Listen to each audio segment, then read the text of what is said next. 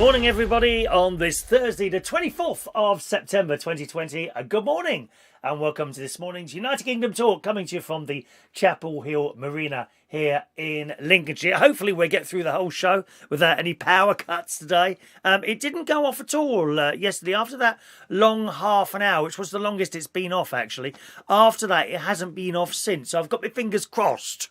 But if we disappear into the ether, it's not such a bad thing, is it? Even if, have a break from the show now and again. Do you know what I mean? Good morning. Sandals and socks. You may have already seen the little poster advertising the show today. Sandals. Who does that? Who does that? You do it, don't you? Come on, chaps. Who does sandals and socks? All right. Okay. Now, fair enough. You might not go out like that, to a pub or something like that. But do you put your bins out like that? Go on, you do, don't you? Eh? Do you go to the garage like that? Huh? When you want to go outside, you can't be bothered to put your shoes on, can you? So when you see those sandals there, I'll just put those on for 5 minutes. Come on, I know you do. It's the sort of thing I would imagine Jason Hughes would do, socks and sandals. And guess what? I do. I couldn't care less. I couldn't care less. I'd come out of my little house with my sandals, socks on, middle of the winter, because I can't be bothered to put my finger in a pair of shoes and pull up the lip at the back, the thing at the back there, whatever that is, the bit that goes over the heel. Can't be bothered to do that. I'd just slip on a pair of sandals. Not wearing the slippers. Certainly not damaging those beautiful slippers that D. Andrews sent me. Good God, no. Just put on an old pair of sandals. Easy. But is that look, let's have another look again, is that look about to become fashionable? I think it might be.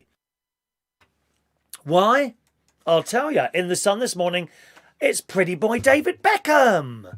Old, but still pretty.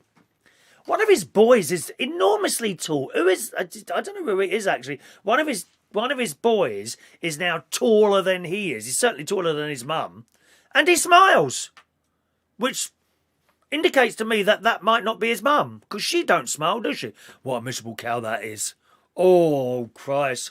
She could sit on the sofa at BBC Breakfast with Charlie. The two of them. They would never smile, the pair of them. It would be the most miserable show ever on the television.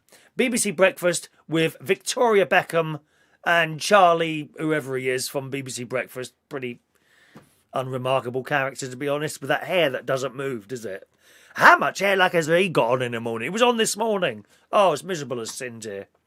Though given, who was it this morning? Matt Hancock was having a bad time with them this morning. But onto that in a moment. David Beckham has made socks and sandals cool again after wearing them to Victoria's Londo, Londo. Oh, please don't tell me that's a misspelling for London. You couldn't make it up, could you? This is in the Sun. Victoria's Londo Fashion Week show. Should that be London? It's not even in the body of the text. This is like the headline. Is anyone checking this stuff? The former football star's fashion choices over the years have often attracted more attention than his performances on the pitch. Now, it's actually a little bit difficult to see because he's got his trousers kind of over the sandals, if you see what I mean. But I'll do my best. These are actually... there you go. Well, yeah, I'll do it like that. There you go. I'll do it like that. Hey, look. Now, look carefully. Yeah, you can see. See his white socks? Oh, dear. I told you one of his boys is really tall, look. Standing next to his mum. Oh, she's all proud, bless her heart. And so you should be, darling. There we are, my love. Look how tall he is. She's like a midget in comparison. His daughter's beautiful and all, isn't she? Look at that lovely little outfit she's got on there. And what's the other kid? The other kid's broken his arm. I don't know what he's been doing. Probably one of those very dangerous activities, like walking.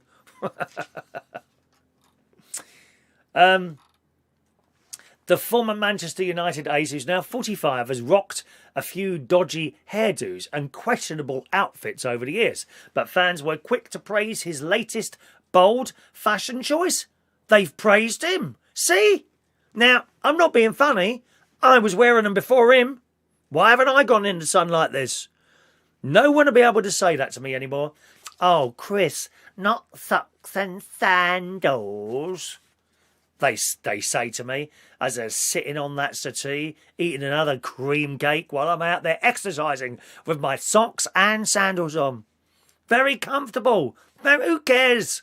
You go past an age, come on boys and girls, you know what I mean. You go past an age, you know all that effort you went to as a younger person. Perhaps, you were still trying to get into those clothes that you were when you were like 20 years old, ever so tight and painful. Tight jeans, very painful once you've put on a bit of weight. God, I could barely breathe sometimes. Can't be bothered anymore. I'm sitting here, you can see the top bit, you can't see the bottom bit. Pair of old tracksuit bottoms on. I've got on this morning. I couldn't care less what you think. I don't care. Don't like it, go. That's it. Socks and sandals. Very comfortable, thank you very much. I like it. The couple, along with their sons and daughter, wore COVID coverings. COVID coverings. What are they? Oh, masks. Why don't it just say masks? Being clever with the words now, are we, the son? Oh, it's not becoming of you. Please, you're supposed to be with the lowest denominator of type of people reading you, my darlings. Don't try and hire yourself up to the sort of same terms as, the Times or the Mail. You're just the son. The sun. Afterwards, they posed for a snap without the mask. They've all got masks on now. There they are again. Another photograph. But, if he can wear them, so can we all. So no more, boys and girls. No more worrying about having little trainers or anything else on like that. Just go and grab yourself, walking around the house in your socks. I see Mark Bowles is here. Good morning to Mark Bowles this morning. I like to see you in a pair of sandals and socks, Mark. Just the sandals and the socks. Perhaps a small pair of white shorts as well. Sorry to become pervy so early in the morning. I know it's not normally as I am. No more. No. Sandals and socks, perfectly all right. Okay? Well, that is good news, isn't it? I'm very pleased about that. Yes, I was watching BBC Breakfast Time this morning. Once again, they were giving Matt Hancock a hard time. They've got this new NHS app, which actually I've got on my phone, okay? And I've had it for a while now, ages. Well, I assume it's the same one, unless it's another one, right? So I logged into that this morning. Oh, what is your password? Oh, Christ, it's forgotten the password now. So I had to get my special little book of passwords. Have you got one of those? No, it's all in your head, is it? That's why you keep forgetting things. It's all in your head. My special little book of passwords, typed it in and up came the NHS app. But I couldn't see anything about COVID-19. Is it a new app? It says NHS app. Look, I'll show you. And then I can log on. Oh, hang on a minute. I've turned off the Wi-Fi and oh dear, 1 minute. There we are. NHS app. I couldn't see anything about viruses or COVID-19 or anything on here. It said I could... where is it now? Come on. NHS. There's NHS app. NHS app, right? Touch for NHS. I've got touch setting up. Touch. Yeah, see, I just touched it. Yeah, how are you feeling? It says then it says NHS. How are you feeling today? Welcome to Christopher Reardon. NHS number and all that. Now it says view health information, get health advice, book and manage appointments, order a pizza. Nothing here at all about the virus. So I don't know if I've got the right thing here. It says something else. This is the NHS app. Oh, coronavirus, get information. Well, that wasn't on there this morning. I'm okay with... Okay, let's have a look. Get a test to see if you've got it. Download... Ah, it's a different thing. Look, download the NHS coronavirus app. Oh, okay, so that's a new thing. Well, I won't do that while I'm doing the show. Reason being, we don't want to take up the bandwidth of downloading stuff because that seems to... Even sometimes I'm watching a telly and I think to myself, I just check my mobile phone. You know how you do, don't you? And there's an app to be updated and I download it and then the telly starts buffering, so I won't do that now. But that must be what it is, I guess. I just assumed something like that. Anyway, they were, I think it was who was doing the interviewing? I think it was our delightful Naga. Naga Manchetti is back in the house. She was giving Matt Hancock a hard time over the new NHS app because it won't work with phones that are older than 6 pluses, iPhone 6 pluses. And oh, well, what about the people? I mean, ask the most stupid questions. What about people with phones older than the 6 plus? Well, it won't work. Oh, well, how do you catch those people? And, you know, if I was him, I'd say, well, it's unlucky they just die. The stupid questions. Stupid questions again. And like I said on the show yesterday, it's like these interviewers now, they're not interested in finding out stuff. It's just that they want to trip up the thing. And on and on and on about the same question. Give it a rest and move on to something else, for Christ's sake, dear. Oh, Lord. If it doesn't work with iPhones that are older than 6 plus, then so be it. You know, that's how it is. Just accept it. Move on. I think it works with the Android ones as well. I don't know now. Very, very strange and mysterious. Very strange and mysterious it is too. Oh, dear. Never mind. So that was a thing on the telly today. Now, why have I got that there? It says toilet on here. And I can't remember why I've written toilet. Oh, one or two of you were mentioning the brand new Lloyd's Black Horse advert, which I'm very pleased to say I have now seen. Fantastic. Fantastic. The Lloyd's TV advert. How beautiful is that? And it goes on and on, doesn't it? They must have got that cheap. I don't suppose it costs so much to put adverts on the telly as it used to years ago, does it? This was on Channel 5. I was watching the recording of Tuesday's All Creatures Great and Small. But we don't hear that music. We hear a similar, very similar music, but we don't hear the da da da da da da da da da da da da da da da da da. Don't hear that one. It's nice music, but I kind of missed that other music. They played it at the very end of the first episode, but we haven't had it back since. Maybe they play it at the end of the last episode. But again, an excellent programme, boys and girls. Siegfried and James are like main characters, them and Tristan. Siegfried is like the older man in charge of the vet. James has come from somewhere else and is now assistant vet. And Tristan is Siegfried's dodgy brother, who doesn't appear to want to do any work at all. Just sits there eating and getting fatter and fatter. But they came in from being out all day. This is Siegfried and James. I think they'd been somewhere. Wherever they'd been sorting out someone's animals, they kept feeding them titbits. So they've got back and their housekeeper has made this beautiful dinner, all roast beef and Yorkshire puddings and potatoes all piled up on this plate and put it down in front of them and they're trying to eat it. Of course they can't because they've been picking all day. Has that ever happened to you? Have you ever gone round to someone's house, right, or a restaurant, something like that, and on the way there, I feel really hungry now, I'll just have a cheese roll or something, then you can't eat the dinner.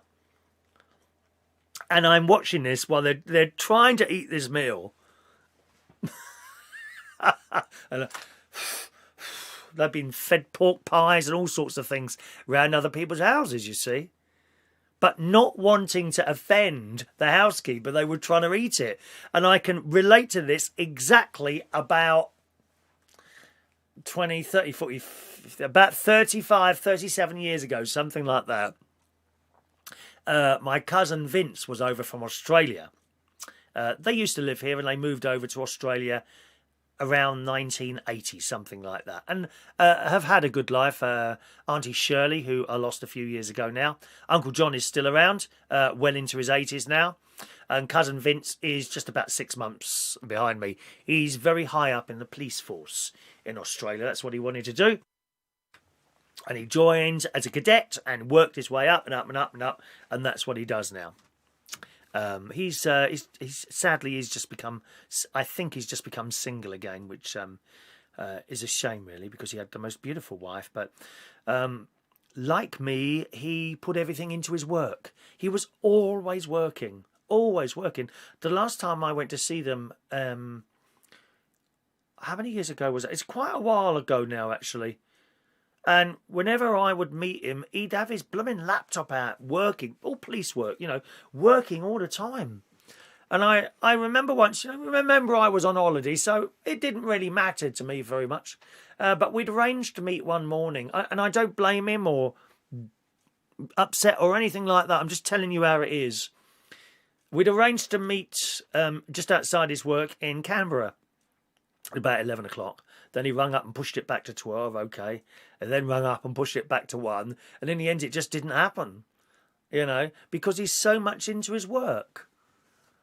And unfortunately, when you're like that, and it was the same with me, other things suffer around you. You end up on your own, really, not having time to do anything else.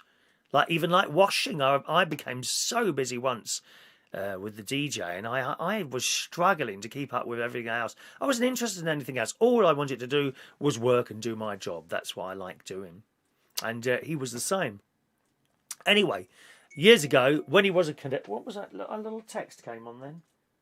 Oh, Christ, don't let me get that wrong. Oh, it's great nephew George's birthday. You don't want to get a great nephew's birthday wrong. My niece would come down on me like a ton of bricks. All right. What was I saying now?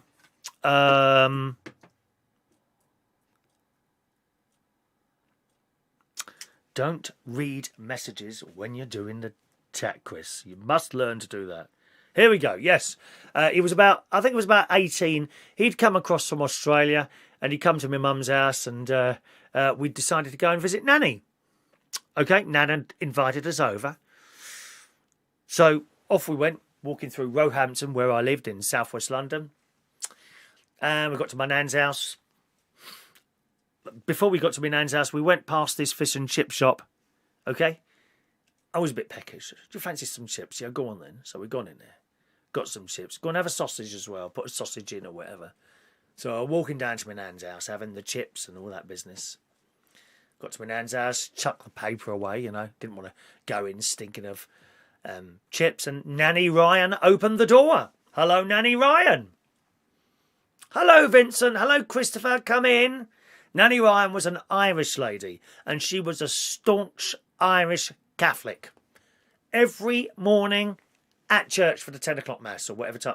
No, actually, I think it was early. I think it was 8 o'clock mass every morning at St. Joseph's in Roehampton, where hopefully at some point I'll be back there playing the organ. I hope.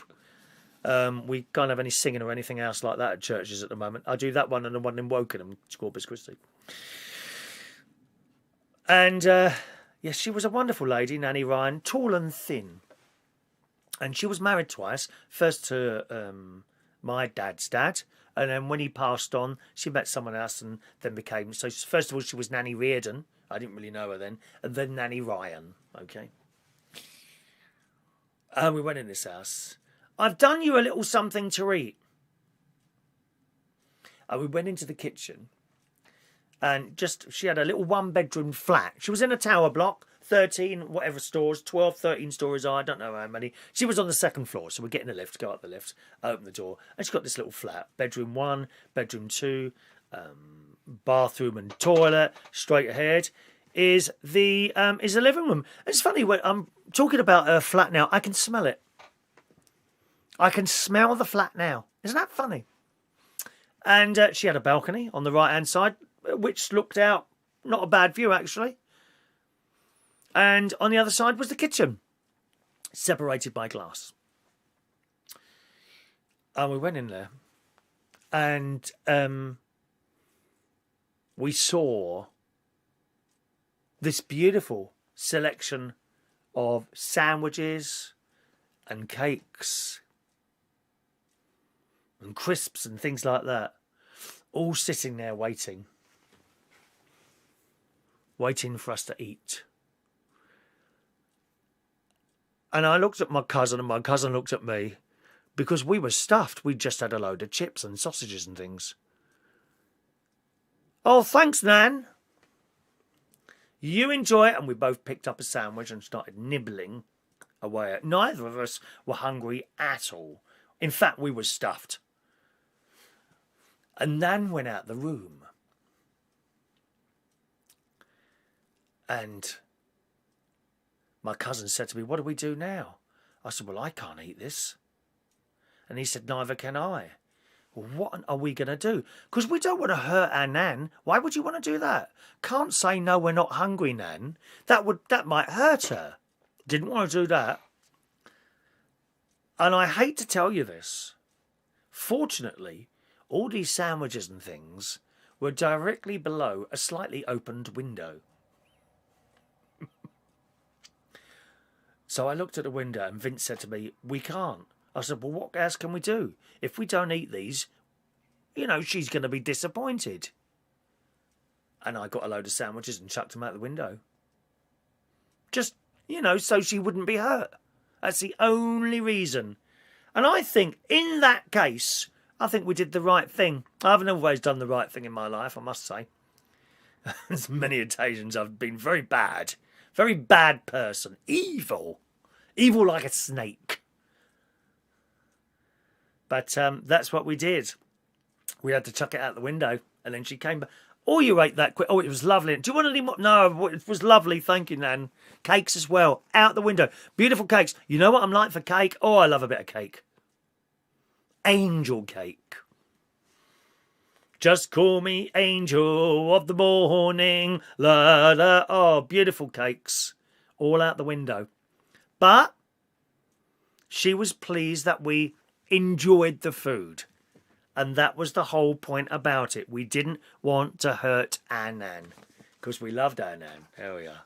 So that's how I can relate to that all creatures great and small last night.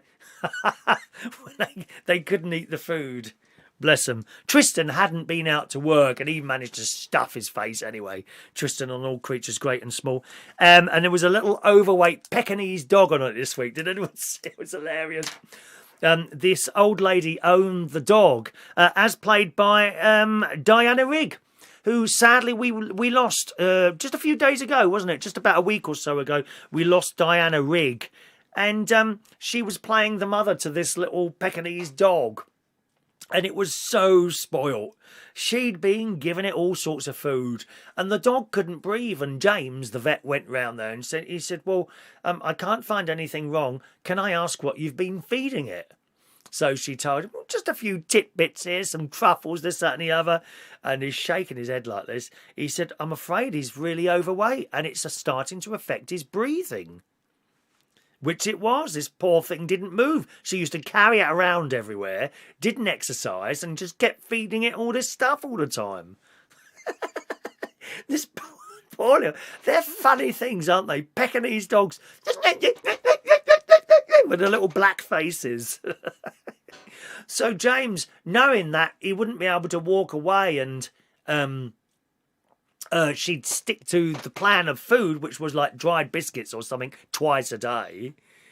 He took the dog in and took it back to his house, and Tristan looked after it. But unfortunately, the dog found this wicker basket full of goodies. And although they were giving it the right food, it was then going and helping itself to this basket full of food. And it ended up having its stomach pumped because it had had a load of chocolate, which, as most of you probably know, is really, really dangerous to dogs, eating chocolate. Very, very dangerous. It's poisonous to them. So they pumped the stomach out, kept it a bit longer, and it lost the weight. So they've taken it round there and taken it back round to Diana Rigg, who was playing the old lady. And... as they left, they looked back, and there she is again with a little jar of Titbits given this dog. When they handed the dog over, she said, what have you been doing to him? He feels like a bag of old spanners. Because it had lost so much weight, you see, which it had to do, and now it was able to breathe again. It's a bit similar to people with asthma. You know, you're fine. If you lose a bit of weight, the asthma will probably go. Mine did. Although it's not too bad at the moment. I have that brown inhaler thing, so... I mean, that works, doesn't it? You know. Oh, bless. All Creatures Great and Small. And right at the end, I don't know if it was the last programme she ever starred in, but right at the end, the show finished and a slide was held up there and it says, in memory of Diana Rigg, which I thought was a lovely touch. What a nice touch to have your name on there. It may well have been the last programme the great actress Diana Rigg was in. But All Creatures Great and Small, which I love very much. Really, really love that very much. Poor dog eating all sorts of things. Not good, dear. Dried biscuits twice a day. That's it, poor thing. Can you just imagine having dried biscuits twice a day for your meal every day? You never know what's in your food. I tell you what, you never want to upset a cleaner. If you've got a cleaner in an office, don't upset them. There's a story in the Daily Mirror this morning. A vengeful cleaner who poured cleaning fluid into her boss's coffee after she was disciplined. Oh, let's have a discipline, sir. It's okay, Mandy, I'm not calling you here. We just need a discipline sound. And it kind of goes quite well with your pain and suffering sound, my love. Disciplined. Some people like being disciplined, don't they? They do. A vengeful cleaner who poured cleaning fluid into her boss's coffee after she was disciplined at work has been jailed. Yes, this lady secretly put the liquid into someone's flask, the boss's flask, after the two, who had a history of work-related tension, had argued. Tension, nervous headache, take Anadin. She went to the Inner Crown Court. She tried to justify her reckless actions as a prank and said she wanted to annoy her victim. More likely they die, love. Or she looks evil as well. I bet perhaps she was treated badly. You know what some of these people in charge of businesses are like? Horrible people. I've seen bar staff. It was a particular place I worked at in Ealing, right? And I saw bar staff treated dreadfully there. The way the boss used to speak to them was despicable. I left there because of that. I didn't get treated badly, but I thought, I can't stand this, so I left and went somewhere else. She claims she felt humiliated, this is the cleaner, after she was disciplined at work. The prosecutor said there was a history of work-related tension between her and her colleague. Gosh. He explained that between times on the day of the incident, the lady who supervised her work at Fenchurch Street railway station but worked for a different company had left her flask in the cleaner's compound within the station. When she returned, she took a sip from the coffee flask, immediately felt a burning sensation on her lips and spat out the contents, which is very dangerous in this virus-infected world of ours. She said she smelt cleaning fluid that was used to remove chewing gum from floors, the court urged. We've seen these people. You don't see that so much now. People chewing gum all the time. You see them on there. You used to see them everywhere, didn't you? All like that. Bits of chewing gum all over the place. Usually under the chair in a pub. Why do they do that? Why do people do that? Stick chewing gum under a table or under a chair in a pub. Dirty people. And so it goes on. What happened to her? Does it say? Oh, she's from Romania. Okay. Dear me. Well, that could have killed him. Fortunately, it didn't. Didn't kill him. Come on, what happened to her? Oh, she got 10 months in jail. Good. Good. I'm glad she got 10 months in jail. Nearly killed someone that could, wouldn't it? And talking of cleaning, another story from the Daily Mirror this morning. This is disgusting. How's your pillows? When's the last time your pillows were washed? Haven't you done them for a while? Oh, dear, how awful. Did you just buy new ones? That's okay, I suppose. Buy new ones. I have woolen pillows at home. Woolen pillows. And I wash them a couple of times a year. In the Daily Mirror, one woman has just made a rather grim discovery after her boyfriend that might make you want to throw up. The woman recently found that her partner hadn't washed his pillows in how long? 6 months? Year? 10 years. He had the same pillows unwashed for 10 years. Oh. Hope you wash your pillows. 10 years. After making a disgusting discovery, the unnamed woman confronted her boyfriend about it, but he says he refuses to replace his pillows with new ones. Perhaps he's just happy with them. Miserable old cow. Leave him alone. What's wrong with you? Ow! You can just imagine the salt, can't you? Oh, I not put my head there. Well, go. Just get another one, mate. Don't take any notice of that old bag. She wants clean pillows. Let her go and sleep somewhere else and buy her own blooming pillows. Nothing wrong with your pillows. You hang on to those, lad.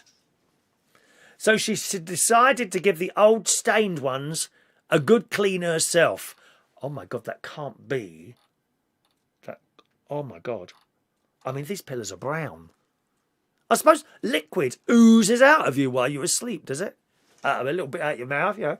Ever wipe out? You probably found it as you get older. A little bit of dribble comes out your mouth and ends up on that pillow. Or a little bit of blood where you've shaved yourself before you've gone to bed. I did that last night, look. Nice and cleansed. Look at this. Lovely shower I had last night. While her boyfriend was at work, the woman placed them in the bathtub and threw in a couple of dishwasher tablets. Well, that's wrong, isn't it? That can't be good. Dishwasher tablets are for dishwashers. I hope she rinsed them properly. She then added some borax powder, I don't know what that is, into the water before pouring in a little bleach and leaving the pillows to soak. She then put them in the washing machine to remove all the cleaning products and remove grime. To her amazement, the pillows came out the machine looking brand new and brilliantly white. Once they were done, she added, he probably wouldn't even notice, but I can sleep better knowing those nasty pillows are clean. Yeah, how many poor little homeless mites have you made now? Poor little mites. Dead. That's cruelty to animals, that is. Isn't it? Cruelty to animals. The video has since gone viral. Many were appalled by the original state and couldn't hold back their disgust. Oh, yeah, there they are again. All the experts. Tap, tap, tap. Don't you love them? You put up a post and, oh, thanks for the post, but I would have done this. No one asked you. Shut up. Zip. No one asked you. I just painted a new pole outside. Here's a little video of me pasting a pole. Thanks for posting that, but I would have done it like this. But no one asked you. Why have you got a comment? Someone said 10 years of sweat, dead skin, dirt, oil and bacteria. I wonder if Mark Bowles has got a pillow of his that I could have. That's quite old of you, Mark. Could I have that? Can I have the 10 years of sweat, dead skin, dirt, oil and bacteria, please? I don't want it washed. What? Just being honest. A third added, they are meant to be replaced every 2 years. They come with an expiry dates on them. No, they don't. When have you ever seen an expiry date on a pillow? Answer, you haven't. Isn't it funny, isn't it, eh? Some people are so funny, they really are. Abuse of pillows, is that what it is? Is it abuse of pillows? That's the question. And what about child abuse? We don't talk about that too much on here, do we? We don't like to do the serious thing. But it always amazes me. It's usually young mothers that have a problem with their little people taking risks. Understandably, I suppose, for a mother. The dad's throwing them up in the air. Oh, Johnny, you mustn't do that. You might hurt him, her, whoever. And the little kid at the time is saying, higher, Daddy, higher, isn't he? How about the swing? The swing. Like that. Certainly for me, great niece Evie and great nephew Harry on that swing. Higher, Chris, higher. Higher, Chris, higher. And it gets to the point where even I get a bit worried. You know that bit where the swing goes so high and then the chain kind of wobbles a bit. And you know you don't dare go any higher because the thing's going to go round the pole at the top, isn't it? Yes? There'll be my sister will be there. Oh, stop it. They might get hurt. They're having a whale of a time, these kids. But some people would call that child abuse. Some old bag's moaning here. Again, the Daily Mirror again. Some may look at this water skiing baby and think him incredible and adorable. Now, this picture in the Daily Mirror this morning, boys and girls, you're going to love this. You will love that. Oh, talking of pictures, we've got some pictures to show you this morning. I've got pictures from Paul Copeland, from Rachel and John Parrish this morning. Let's have a little look. And we will require for that this morning, ring, 25 likes. 25 likes, and I'll show you the pictures from John Parrish, Rachel, Paul Copeland, and something I've nicked off Michael Pullman this morning. I hope that's all right, Michael. But here's the picture we're talking about here, okay, of the little baby who is water skiing. Now, will someone please tell me, is it a boy? It's difficult to tell when they're so small. I think it's a boy. Oh, bless him. Now, will someone please tell me, is that boy having a good time or isn't he? Please tell me that. Am I seeing something here that I should be seeing that I can't? Is that little boy having a good time? Well, oh, what if he falls off? Well, it's life, isn't it? This little boy is called Rich Casey Humphreys in the Daily Mirror this morning. It says, some may look at this water skiing baby and think him incredible and adorable, and I do, and I think he's having a wonderful time. But not everyone... Here we go. The experts are out again. The soul destroyers, the miserable people of this world moaning. But not everyone is so delighted by this delightful tot's water sport antics, and have criticised his parents for what is seen as putting shredding... What is shredding? Shredding over safety, and even claiming it is a form of child abuse. So this, according to... Probably millennials, dear, they're always a problem. This, according to some people, is child abuse. Really. Really. At 6 months and 4 days old, little Rich has smashed a world record. Many may wonder why it existed. This month, he became the youngest ever water skier. I would love to have a word with my niece or my nephew's wife to get another baby out fairly quickly, and we can break that record. Why does he have to be months old? Perhaps a day. Or within a couple of hours of a child being born. Get them on a pair of water skis and break that record. Literally, as they come out, quick wash, straight on the water skis. Just an idea? I bet they'd love it.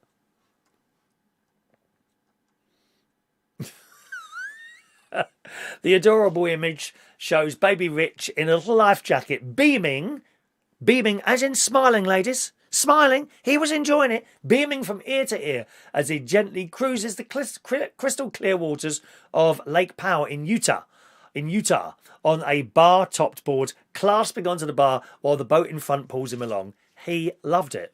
Many commentators found the picture adorable, but parents Casey and Mindy Humphreys were slammed by some what was perceived as a failure to prioritising their child's health. Now, there's another picture underneath it which clearly shows that little thing the child was on is really close to the edge. The parent is next to it. You can't see that, of course. It says, so many things could have gone wrong. So dangerous and stupid. He looks scared and unsure. Really?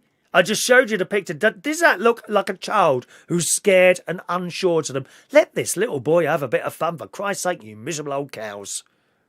Another wrote, the haters, someone leapt to the family's defence and says, the haters can't relate. Their kids are probably on video games all day long. I mean, how boring is that? And I must say, all my great nephews and nieces, they're constantly on these damn little screens. Although it has to be said, they do go out. We never had these screens. Perhaps we're just jealous that we never had such a thing. Sort of toys I had were like modern, like things you would do, like Lego, Meccano. I wasn't very good at Meccano. Funny that, isn't it? A little packet of strips of metal and nuts and bolts, and I wasn't very good at that. Electric train set. Some boys had scale electrics. My sister had doll's heads, what she used to do stuff with, makeup and all that business. And clothes. Another commented, this is not child abuse. People need to stop always coddling their children. This baby is 6 months old and is living his best life. Now, just put your mind into the mind of that little boy when perhaps he's a lot older, and he will remember that moment, won't he? And probably be glad that he did. We don't know yet because he's not that old, of course. But if you showed something like that, wouldn't you be happy with that? I'd be very happy with something like that. Alrighty, I'll read some of your messages in a moment or two. We've got the Super Chat raffle today as well. Someone's going to win a packet of cards. There you go. Brand new cards. There you go. A whole pack of cards with little pictures of me on it. And the United Kingdom Talk 2020 logo. That's what's where be won today. And we've got our Super Chat tickets in there. So we'll be pulling one of those during the course of the show today. This is the Super Chat prize. Every time someone sends £1 Super Chat, you get a free raffle ticket to go in there. And that prize and that raffle will be happening in today's show. I'll just drop those now. Good job it's carpet in here, isn't it? Oh, a minute. There we are. Oh, bend down, Chris. I had a nice afternoon yesterday, actually. I went out to see my friend Tom Edwards, who used to be one of the continuity announcers on Thames, and did loads of radio work. He used to present Look East. You know, the one, I think, when was that? 80s or 90s he was on. He used to be the host of Look East on BBC One. He used to do that. And we had some chips, which is quite nice. We went in this little chip shop, it's a weird place. It was kind of on its own in the middle of like houses. That was it. One shop, a chip shop, in the middle of all these houses. Odd, really. And we opened the door. Oh, my God, there was this most gorgeous bloke in there. Clearly slightly Indian or something like that. He had a little bit of a black beard, but then he came round the side of the counter. Because you went in, you ordered your stuff, right, and it's cooked there and then. Right? Okay, go and sit in your car, I'll bring it out to you. Oh, lovely. You know, wouldn't get that in Hackney, would you? Eh? So we went in there, we looked at the menu on the board, there was all sorts of stuff on there. Kebabs, I had baked beans and chips. And we've gone back to sit in the car and we're discussing this bloke. I think he had an eye for you, Chris. You know, and when the chips came out, my God, how many chips was there? It was like so many chips in this packet, all wrapped up nicely. And he came out, well, he's only got shorts on, hasn't he? Oh, my tongue was hanging out like that. It was about 32, 34, 35. But yeah, it was like a dark, not Indian coloured skin, just kind of just a touch lighter than proper brown, if you see what I mean. And this beautiful black hair he had, and a beard. Not too much, just a bit. And I'm not a beard fan. My niece's husband has got this beard. Oh, it's awful. It's this, and it's, I hate to say it, ginger. It's here, still. You know, you just must be full of bacteria and viruses. Those beards, aren't they? Ginger beard. He's got ginger. Oh. I mean, that should be illegal in itself, shouldn't it? So my sister's over in Cyprus at the moment. She hasn't rung me yet. You know, I've rung her twice now. No calls come through from her once she's away like that. It's like I'm forgotten and unwanted. Oh, well, it's one of those things, isn't it?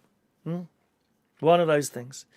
And we got the fish and chips from there because we were trying to find this little restaurant place that he'd been to before. He said there were tables outside called The Pavilion, which is in Heckington, which is like a small but expanding village, not too far away from here. It's a shame, really, because you've got the village and all the different houses there. And just coming out of the village, there's a new housing estate.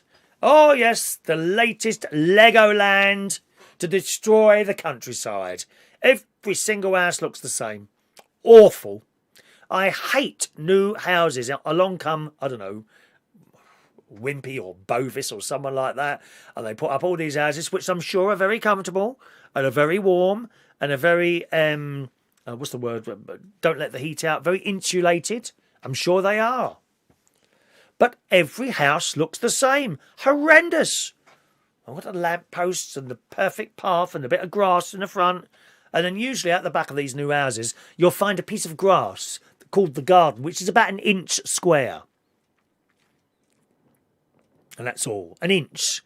If you want me to convert that to metric, do you? What 1 inch is approximately is about 1.7 meters, or 768 centimetres. That is approximate value of 1 inch in foreign terms. If you're watching in another country, I understand some of you, for some unexplained reason, have moved away from inches and pounds and things like that, and using your own kilos or whatever they are, dear. I mean, I don't even like that letter K. I'm sorry, I'm not using it. K.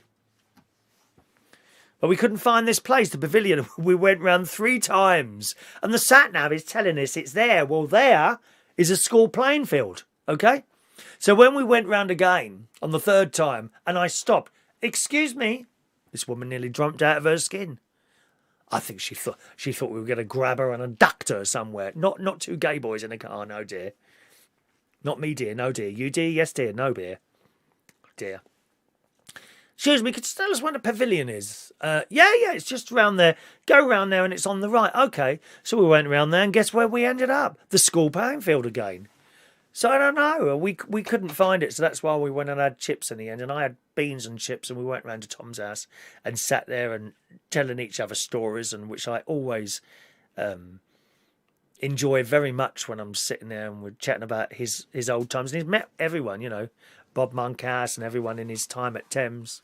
And it's just wonderful to sit there and listen, and he listens to some of my stories, which are nowhere near as interesting as his, strangely enough, as you should know from watching this show.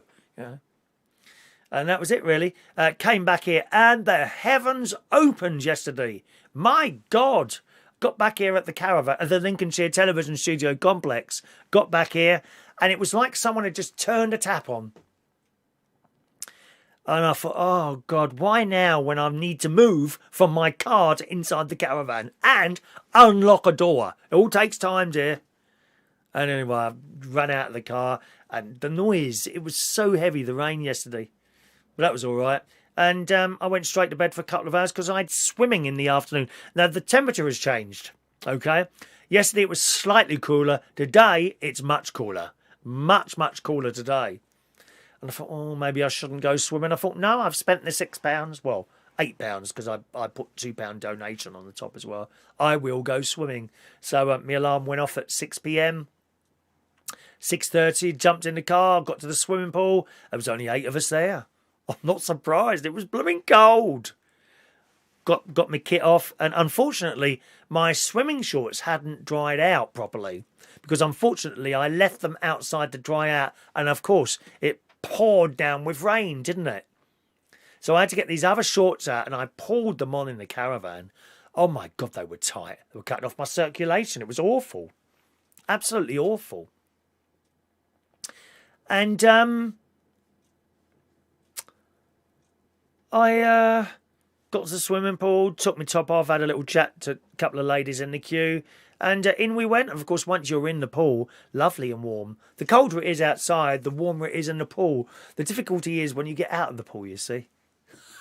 You can't really do it like that. But unfortunately, I only managed 30 lengths instead of my usual 40 because within 2 lengths, I started getting really bad acid reflux. And the cause of it would have been the chips. Okay? There were certain oils that seemed to give me... Oh, it's got windy again. Can you hear that wind? Is that rain or wind? It's just wind. There's certain foods that give me acid reflux. Bread is one of them. And sometimes chips. Not always. It may also be the quantity of the chips because he gave me an awful lot of chips. And then I'd come back here and sort of gone to bed sort of within a couple of hours of having these chips. So I think it might have been that. Anyway, I tried to put up with it and I carried on going up and down. And it was getting worse and worse. So at length 30 instead of 40, I had to get out. Which was a blooming great shame because the pool was almost empty. There was only a few of us in there. So I was disappointed with myself for that. But it's one of those things. Got into the car and I thought, I've got some Rene in here somewhere, which I haven't had for a couple of years. Found the box of Rene. I popped one in my mouth. I thought, I better check the date on these. Well, 2019. do not use after 2019. Fortunately, I hadn't chewed it up, so I took it back out of my mouth and threw it away, along with the box, when I got here in my bin. So disappointed with the old swimming there, unfortunately. Other stuff I watched yesterday. I watched another episode of The Fall. I'm on series 3, episode 3 now, which is great. Netflix. These are all Netflix programs. Nurse Ratched, or Ratchet, I think it's called, which is just hilarious. Episode 2, I watched of that yesterday afternoon. And do give that a go. The costumes are fantastic. Beautiful blue costumes. There's a beautiful blue old-fashioned car in it. And on episode 2, there's this whole scene about a peach, which is hilarious. You were sitting there just crying with laughter, I was. A peach. You know, a peach, what comes off a tree. She had this peach and someone else nicked it. And they go on and on about this peach. Hilarious. So give that a go, all right? Ratchet, Nurse Ratched. It's called Ratchet. R-A-C... Is it R-A-T-C-H? That looks like... I can't remember how to spell it now. R-A-T-C-H... Ratchet. R-A-C-H-E-T, something like that. And you'll find that one on Netflix. All right. If you are hungry, though, do not worry. Do not worry. You're hungry late at night? McDonald's isn't going to close? Happy? Well, you won't be able to go in and sit down there. You know, breathing those people's breaths in. Achoo! Dead. No, it won't be any of that. But in the Sun this morning, McDonald's has confirmed plans to keep 800 restaurants open for the drive-thru and delivery to beat the new 10 p.m. curfew. There you go. Delivery. Perfect. Perfect. I haven't got to touch anyone or see anyone. How blooming marvellous is that, eh? Because you know what some of the people are like going to McDonald's? Rude people, dear. Rude. Awful people. Restaurants must close at 10 o'clock from today, but drive-thrus and deliveries are exempt. Looking for a job? Try Deliveroo. They'll be looking for people now. I bet they'll be looking for people. Deliveroo and other ones. Isn't there an Uber one? Uber. I think Deliveroo's probably the market leader at the moment. Uber will be doing it. Maybe McDonald's take on their own people to do this. I don't know. If you fancy a bit of exercise, you've got a bicycle or a car, you could be doing food deliveries now.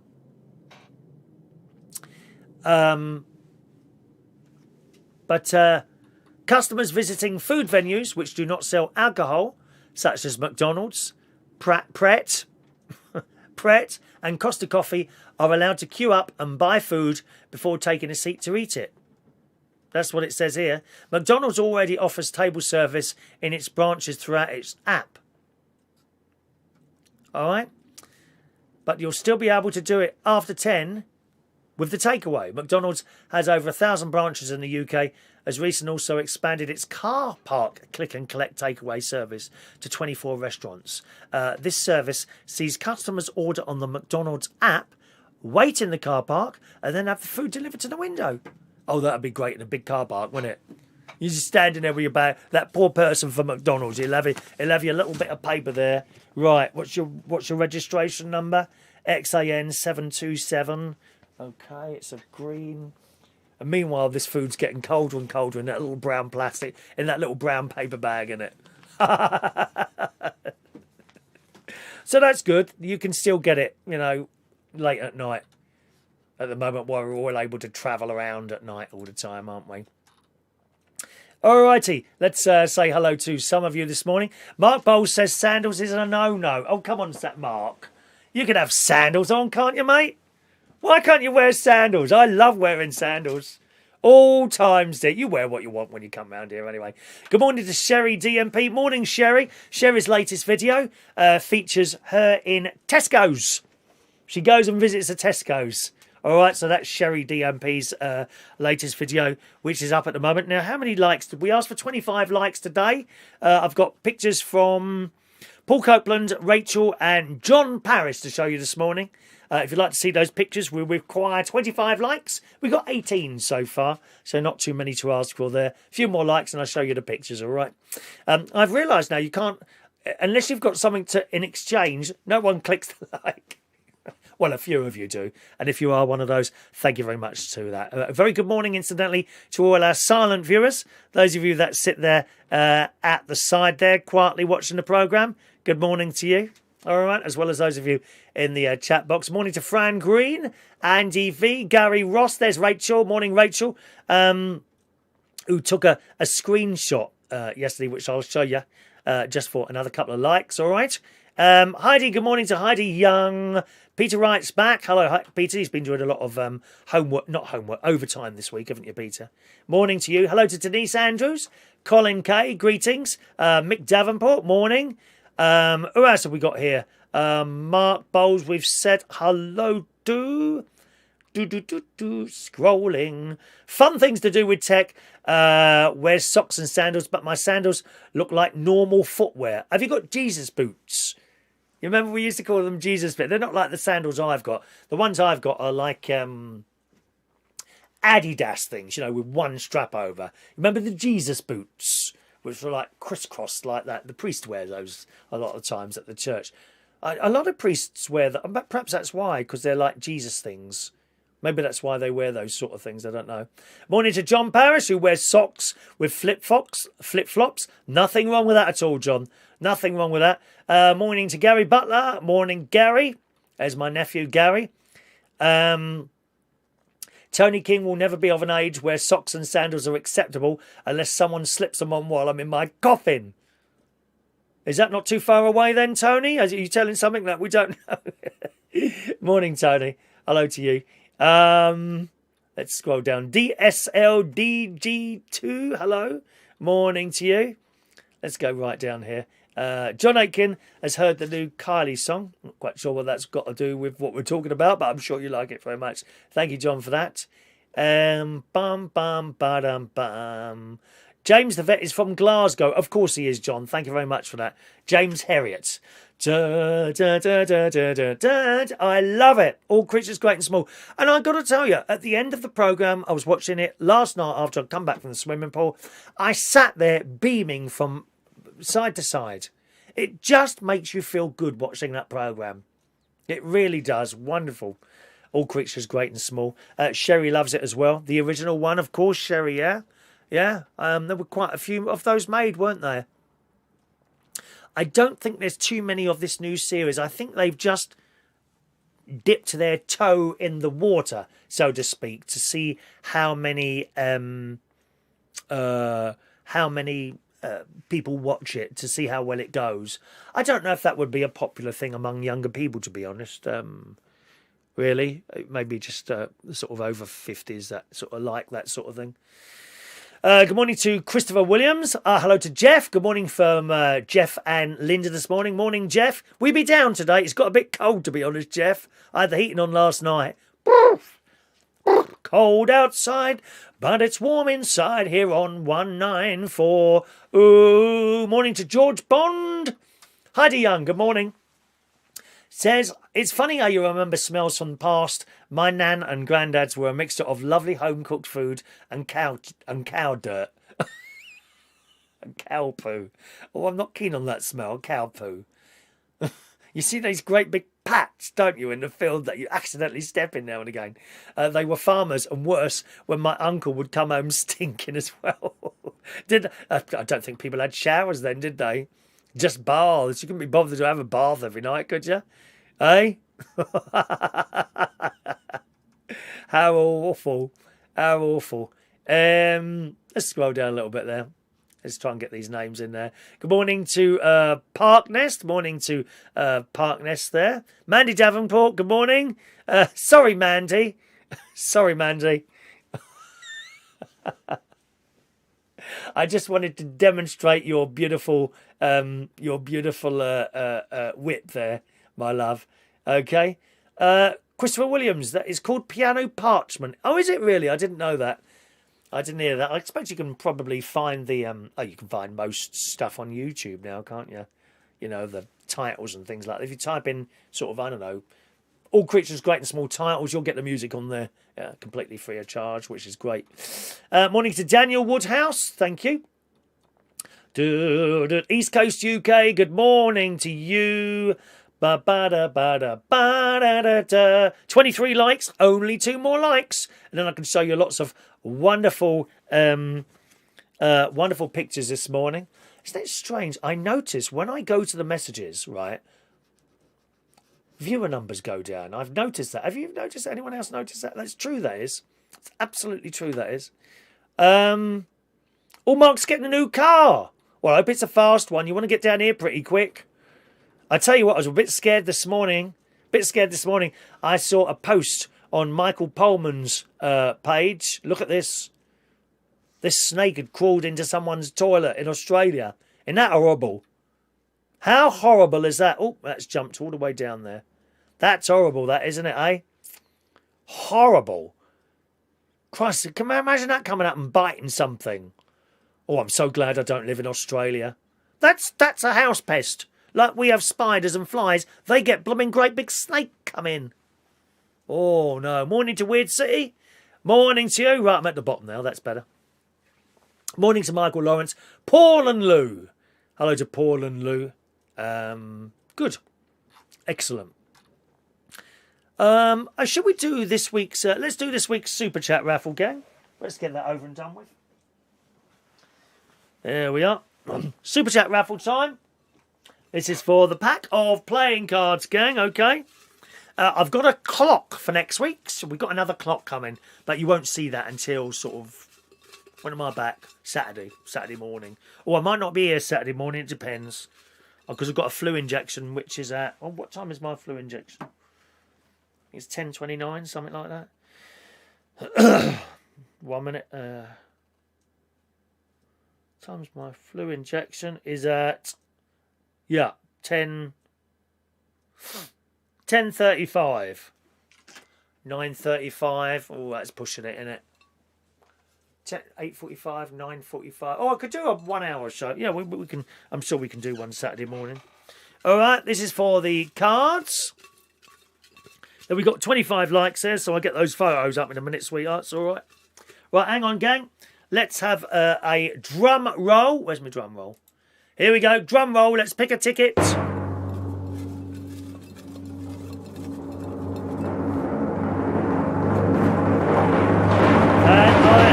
Ticket here is ticket number 252. Ticket number 252, which this morning is Mr. Daniel Oh, excuse me, I just burped. Daniel Holmes. Well done, Daniel Holmes. Ticket 252 there. Daniel Holmes. Ticket 252. Congratulations, darling. Okay, you win the pack of playing cards, you lucky thing, okay? So all the rest of the tickets go... Oh, no, wrong thing. Nearly put them in the wrong thing then. Very bad. Very bad. There we go. Let's put them in here. And that's it. There we go. All right. Well done, Daniel Holmes. Ticket number 252. You win the tickets. You win the cards. So if you just email me there on that email address, and I'll put those in the post for you. Okay. Where's that black thing gone? That was in here. Black card matters. Where is it now? Oh, I can't find it. Never mind, we'll put it there like that.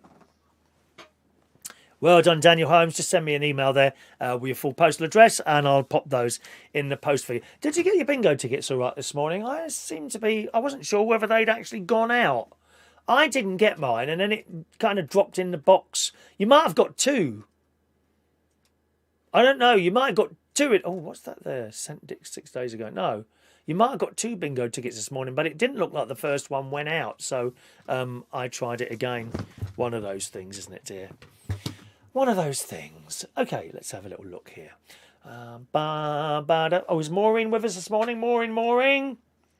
Good morning, Maureen. Ticket, please. Your cat cushion is adorable. Where did you get it? I don't know, someone gave me that. Someone gave it to me, Maureen. It is nice, isn't it?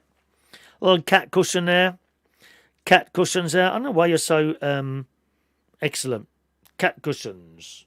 Okay. Good. Cat cushion is there. We haven't got our caravan light on this morning. Funny, really. People are telling me the caravan light's not on, and yet it is. Are you blind? Can you not see the caravan light on? Aren't you weird, some people? Oh, well. Okay, let's do these photographs for you then this morning. First of all, as sent in by Paul Copeland. Beautiful pictures again from Paul this morning.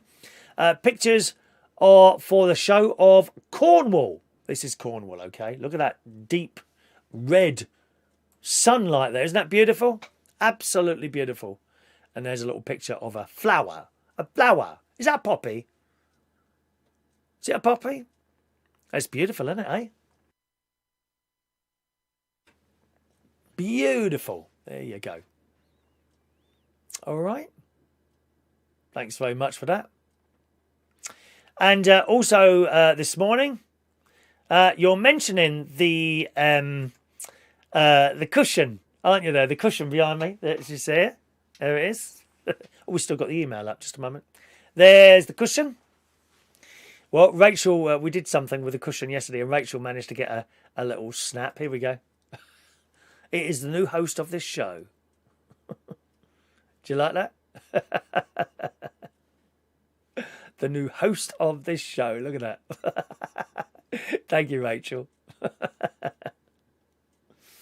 And finally, a couple of pictures, as always, from Mr. John Parrish coming in there. There he is. John Parrish's pictures. Where are we now?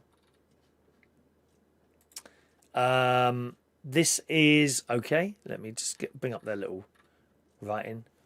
That there is April in Paris. The clue is the large structure on the left of the delightful Sherry, who's been to Tesco's this week. Okay, thank you, Sherry. And there's a picture there of first stop on our drive to Switzerland. La Suisse douze pois. Thank you very much. Beautiful, beautiful, beautiful pictures there, John. As always. He does take time to sort of get the correct thing in there, isn't it? Beautiful, beautiful. Thanks very much there, John. All right. Peter Wright sent a super chat. He's going to try and win the clock this week. Haven't you got one already? Haven't you got one already? How many clocks do you need, dear? You've got 2 badges. Do you have to have 2 of everything, Peter? Do you have to have 2 of everything? 2 bags of crisps. Cheese and onion. The ones that are £1 each are the nicest ones. They're nice and big, aren't they? Look. There we are. 262 and 263 for young Peter. There you go, Peter. Oh, it's windy out there, isn't it? Peter Wright. Peter Wright. The mysterious caravan light. That's right, Denise. There you go. All right, darling. 262 and 263 for Peter Wright. Will he win the clock? Next week, that will be. Sorry, I haven't got one here to show you, but they've just been delivered at my house a couple of days ago, and that's great. Do you know theatres are on lockdown? Do you know Theresa lockdown? Who? I don't know. I know what they are. What you mean there, my love?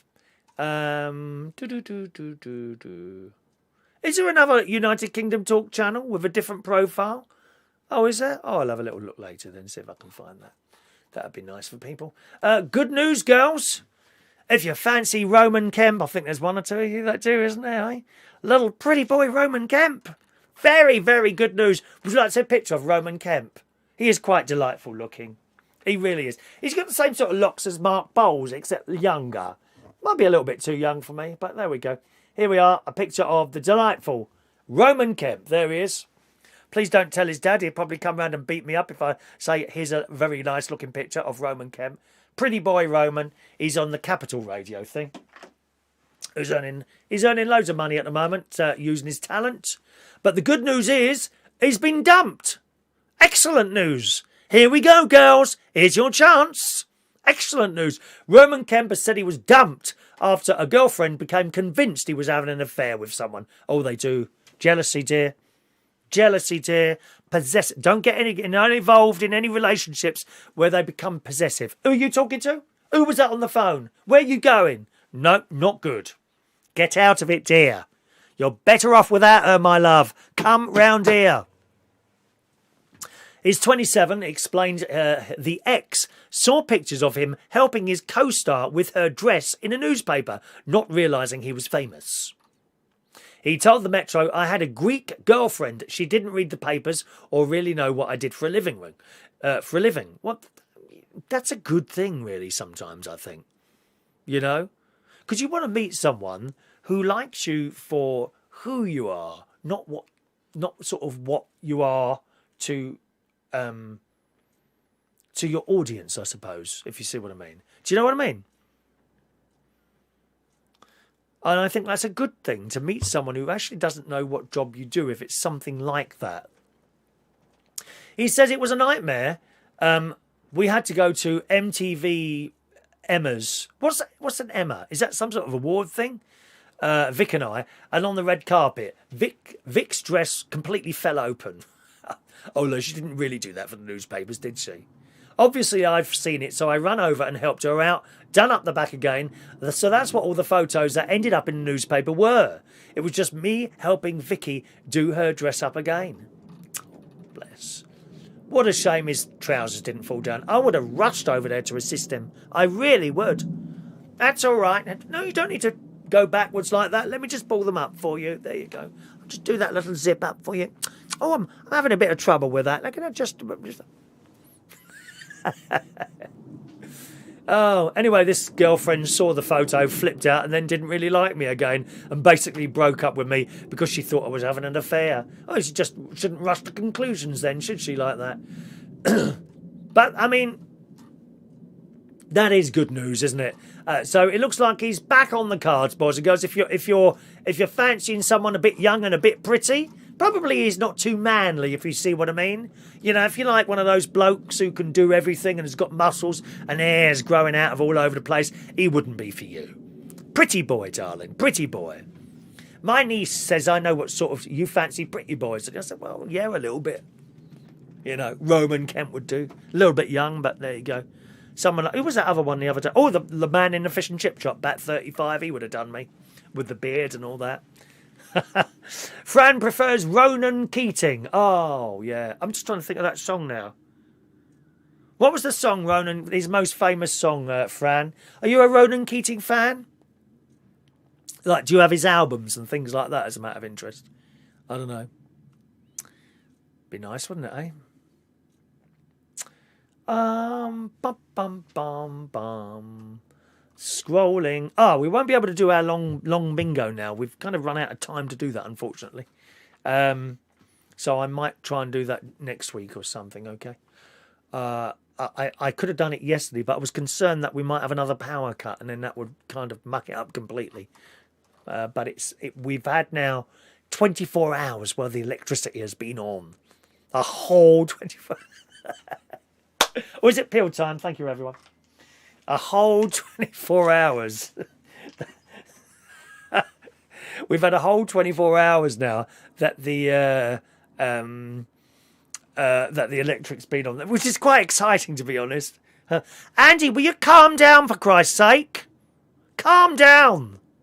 Look at him. He's obsessed with pills. Go and have some yourself, preferably a whole bottle. Dear me. I know you like to remind me, but look, how many times have you said that? 1, 2, 3, 4. Jesus Christ.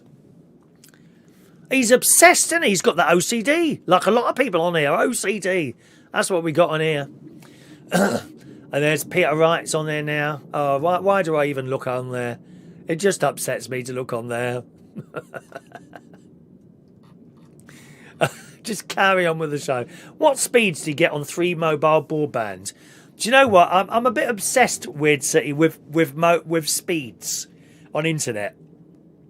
That is true. Whenever I get invited round someone's house, which isn't very often these days, sadly, one of the first things I do is I make an excuse to go to the toilet and then fire up their broadband and see how fast it is. And this morning, my download speed this morning was 45 meg, and my upload speed this morning was 25 meg. That was at 8:30 this morning. So it's very, very good. Very, very good. Very pleased with it. Interestingly enough, back down at the house, I have Virgin Media. The broadband there, the download speed is 110 meg, But the upload speed there, I'm lucky to get just over 6. Because Virgin don't have very high upload speeds unless you go on the silly money deals, like 350 meg down, which is about 50 odd quid a month, which I'm not paying that. It's too much. And it works very well, the 3 mobile. It works extremely well now. Now that I've put an aerial up on that. We had a couple of problems the last few days, which people were convinced was the 3. They were all on there slagging off 3, weren't they? No, the power went off a few times actually. But we've now gone just over 24 hours with a whole 24 hours worth of electricity. Gets better and better, doesn't it? Fran went to see him for a 40th birthday. Did you really? Oh, that's great, isn't it? Eh? No matter where you go, no matter where you go, no matter... I'm trying to think of the song by Ronan Keating. No matter where you... What's it called, Fran? You'll know that one, darling. Weird City might try an external aerial. Oh, are you on the 3 mobile broadband? As a matter of interest, Weird City, where are you? And what router have you got? Do let me know. If you're going to buy an external aerial, do not buy cheap. You need to buy the pointing one. Do you want me to find it for you? One moment, please. P-O-Y-N. There it is. Pointing. There it is. Got it already. Look at that. Marvellous. Now, there are 2 types. Oh, it's gone up a little bit. Okay. I will post you the one that I have, which has gone up, it looks like. It says it's 82 quid now. I only paid 70, which is still a little bit dear, but if it sorts out the problem, sometimes you've got to spend a bit of money to try and sort out the problem. That's the one I've got. Oh, why won't that... Oh, I've got too many letters to be able to post that. Oh, okay, well, just,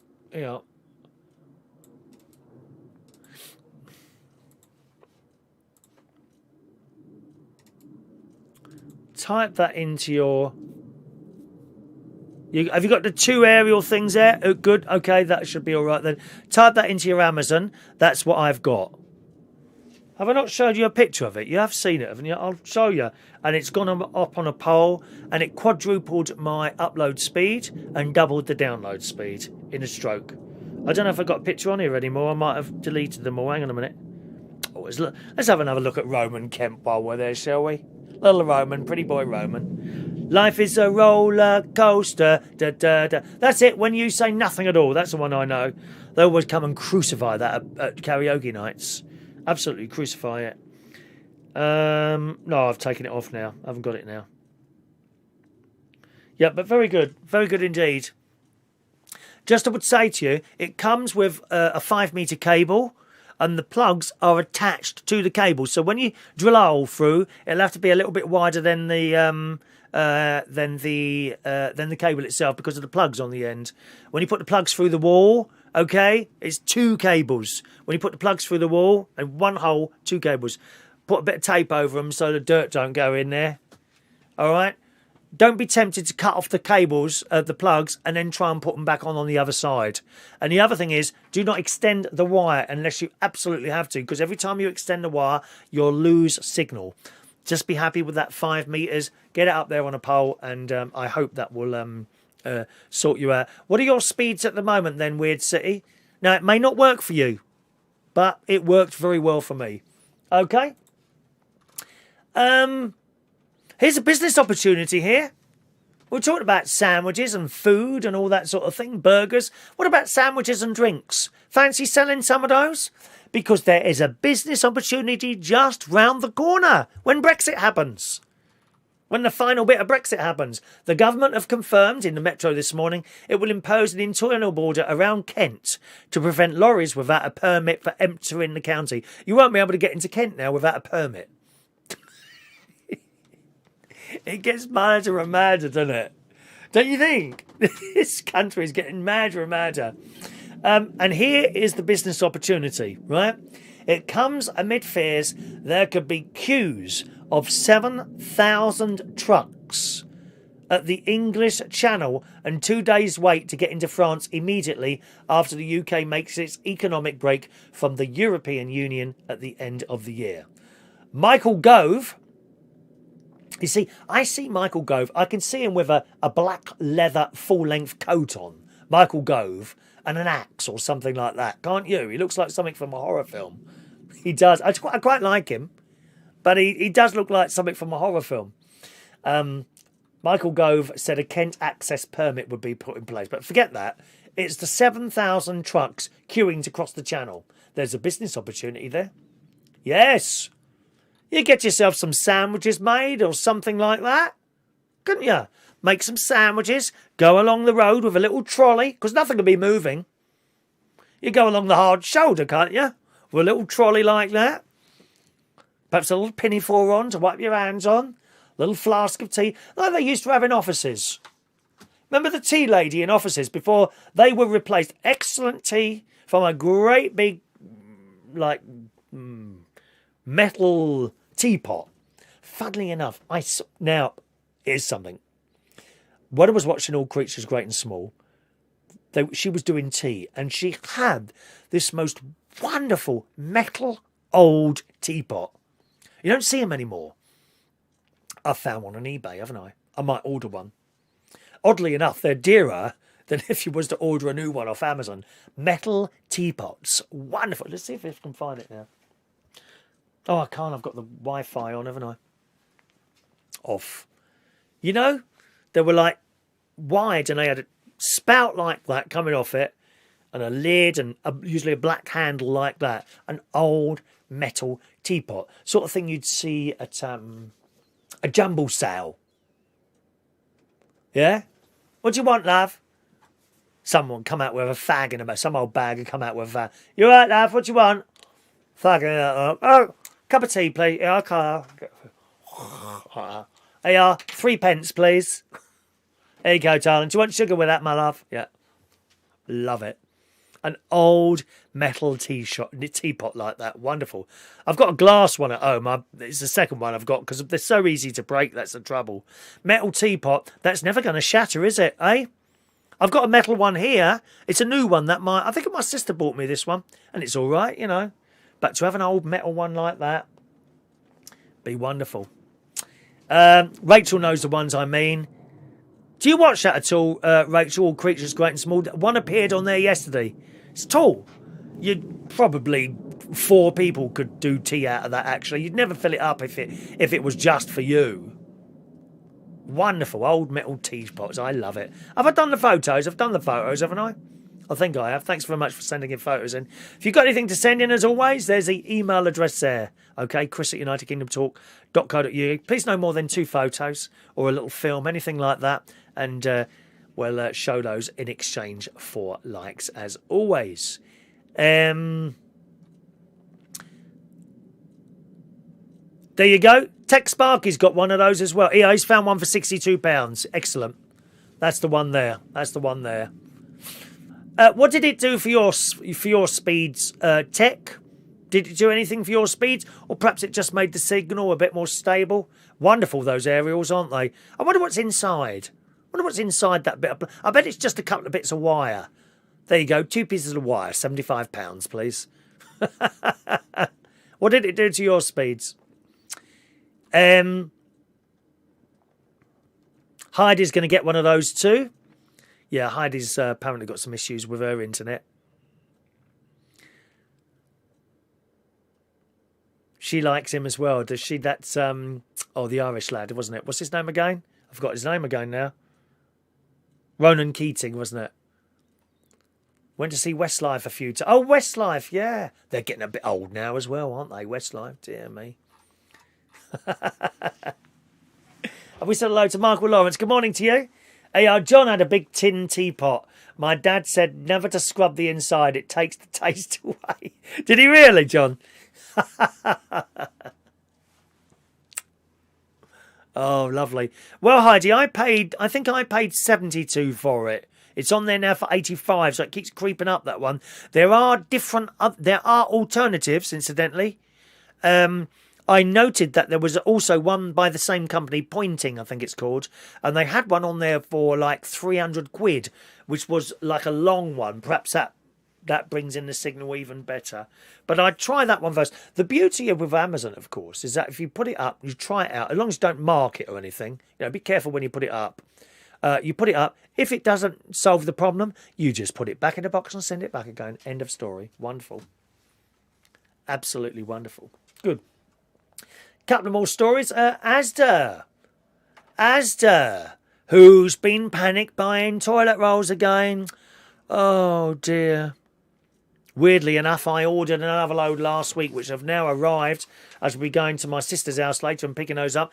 Very much looking forward to going to see my nephew and his wife later on. Great niece Olivia, great niece Evie, great nephew Harry. We may or may not be going out tonight for a little trip to the seaside. I know. If it's that cold, I think Stacey said she wouldn't be going. We won't be going, but whatever. It doesn't make any difference to me. I'd just like to go down and see. I'm going to Sutton-on-Sea tonight, apparently. But unfortunately, as I say, the weather has dropped rather dramatically in the last 24 hours. And I shall pick up my toilet rolls on the way over to them. But perhaps I shouldn't leave them in the car. Once again, I think we're going to be starting to give away toilet rolls as part of our prizes. See how many of those go in the Super Chat raffle. Huh? Panic buying shoppers today emptied aisles of toilet rolls in supermarkets across the country as Asda, all right, get ready for pain and suffering at Asda, boys and girls. Yes, this is excellent news. Asda are employing 1,000 new COVID-19 marshals to ensure that shoppers wear masks. Excellent news. Oh, I can't wear a mask. I've got asthma. You ask Mick Davenport. I'm telling you now, if there's anyone to complain on this channel, it's Mick Davenport. And he does not complain about having to wear a mask with his asthma. It doesn't affect. It's all in your minds. This is one of a bit of a tension. Oh, I can't wear a mask because of this. I can't wear a mask because of that. Not in Asda anymore, mate. Better take your certificate for you. Honestly, these people went to the ends of the earth to get this little bit of paper and said, we don't have to wear a mask. Don't they? Ask Mick Davenport. And DJ Chris as well is another one. He's got a bit of asthma. Don't affect you. I've got a little bit of asthma. Don't affect me. Ask Mick Davenport. He'll tell you. Frustrated customers around the country have been met with empty shelves as they try to do their supermarket shops, mainly in the toilet roll aisle. Why is it always toilet rolls? Isn't it weird? I mean, how many people have got diarrhea, for Christ's sake? Sorry, Rachel. I suffer from that too. You know that, my love. Yesterday, Prime Minister Bojo gave a statement announcing new restrictions to curb the spread, and it goes on. But now shoppers are calling on supermarkets, including Asda, Morrison, Sainsbury's and Tesco's, to impose restrictions on buying essential items such as loo rolls.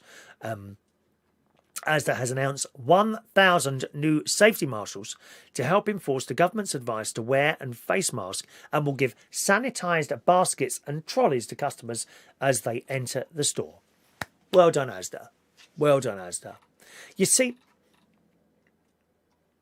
it's all very well having people in charge of such things, but how does a young 20-year-old girl or boy see a customer coming in not wearing a face mask or misbehaving in some way, and then, excuse me, can you stop doing that? And the bloke's like 40 or 50 years old. They're not going to take any notice, are they?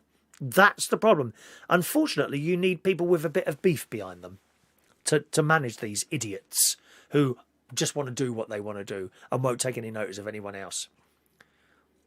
To be fair to younger people, it's probably the older blokes that are the problem. The 40s and 50s and older. They just want to do what they want to do.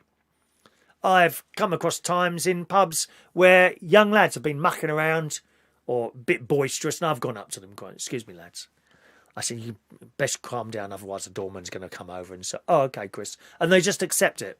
You can't do that with someone my own age. Doesn't work, I'm afraid. They start shouting and screaming and moaning. And that would be coming from someone my age, okay?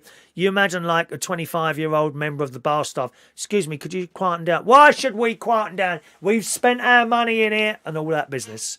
Unfortunately, for that sort of job, you do need someone with a bit of beef behind them. There's some lesbian ladies I highly recommend. You don't want to muck around with one of them. One of my lesbian friends. My God, I've seen them fight. Frightening. You want those girls on your side at all times, don't you, girls? I don't know if we've got any watching this morning, but you always want those girls on your side. Absolutely. They can do the job very well, I'm telling you that now. Pretty boys, maybe not. Not the job for you. You've got to have these blokes like this. Or of course, the girls. As I said, that customers who do not have a face covering when they enter a shop will be offered a pack of disposable masks that they can pay for when they complete their shopping. I thought you haven't got them free then. Oh well. It comes as supermarkets have urged shoppers not to panic buy after the surge in toilet roll purchase. So that's good news, isn't it? Marshalls. But as I say, you know, the supermarket group will be applying a protective coating to all baskets and trolley handles, creating an antimicrobial surface that prevents the spread of bacteria and viruses. So that's good as well. Presumably they spray them as well, I don't know. But these marshals, you know, they're going to have to be big blokes, I think, to do something like that. Weird City says, yes, difficult for staff to police the situation.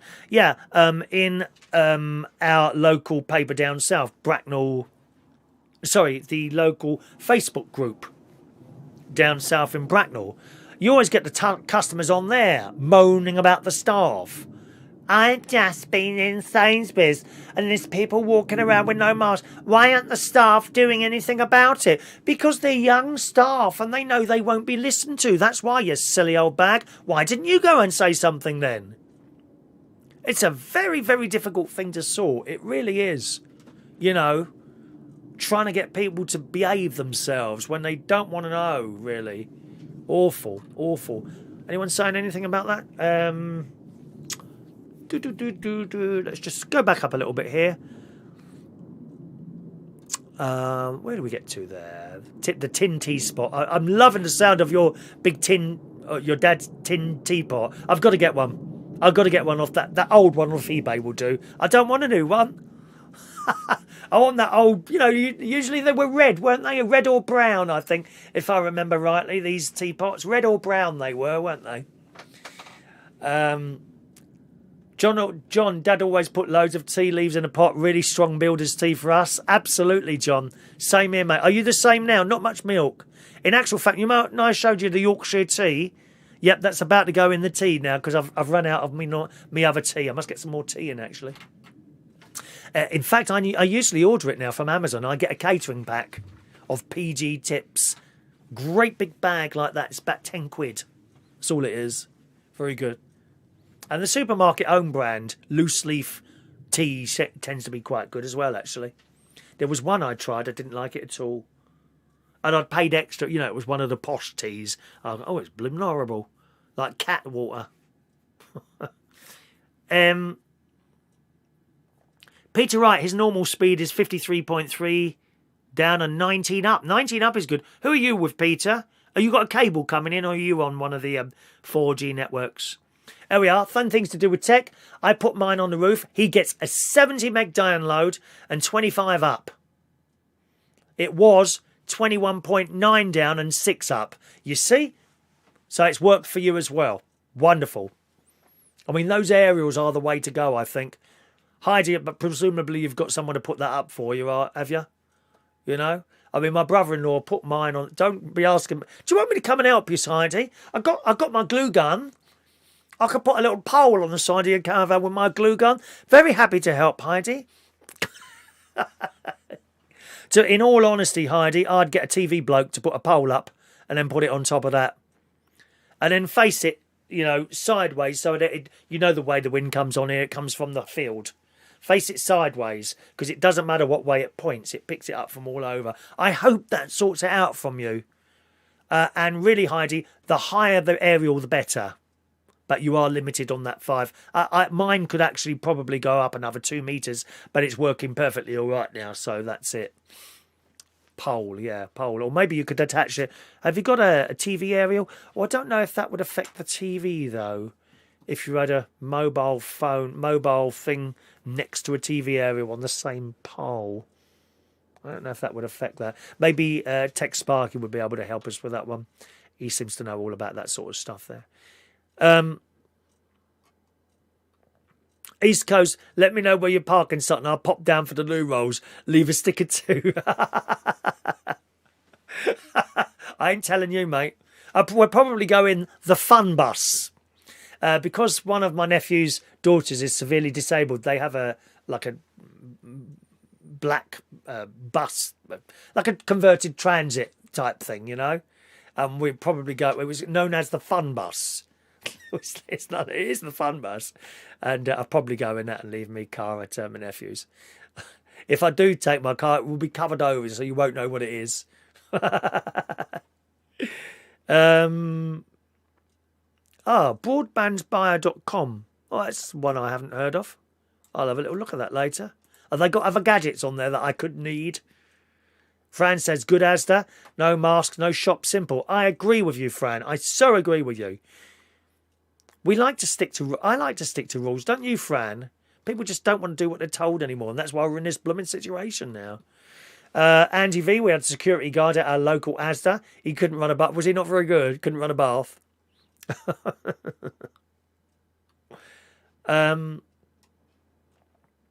Oh, it's a joke, Fran, isn't it? Sunflower lanyards. I'm convinced sometimes people say certain things because it's like for an attention. Like, have you ever come across anyone, they're trying to do something and they say, oh, but I'm a key worker. Like to make this big announcement. See, I wouldn't be announcing stuff like that. I'd just keep it quiet. I don't know.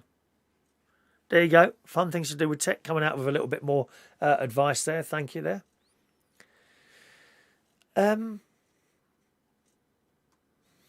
John, yeah, I know about your Yorkshire tea, John, there. Cattle water. Is that cow's wee? Probably, Daniel. Horrible stuff.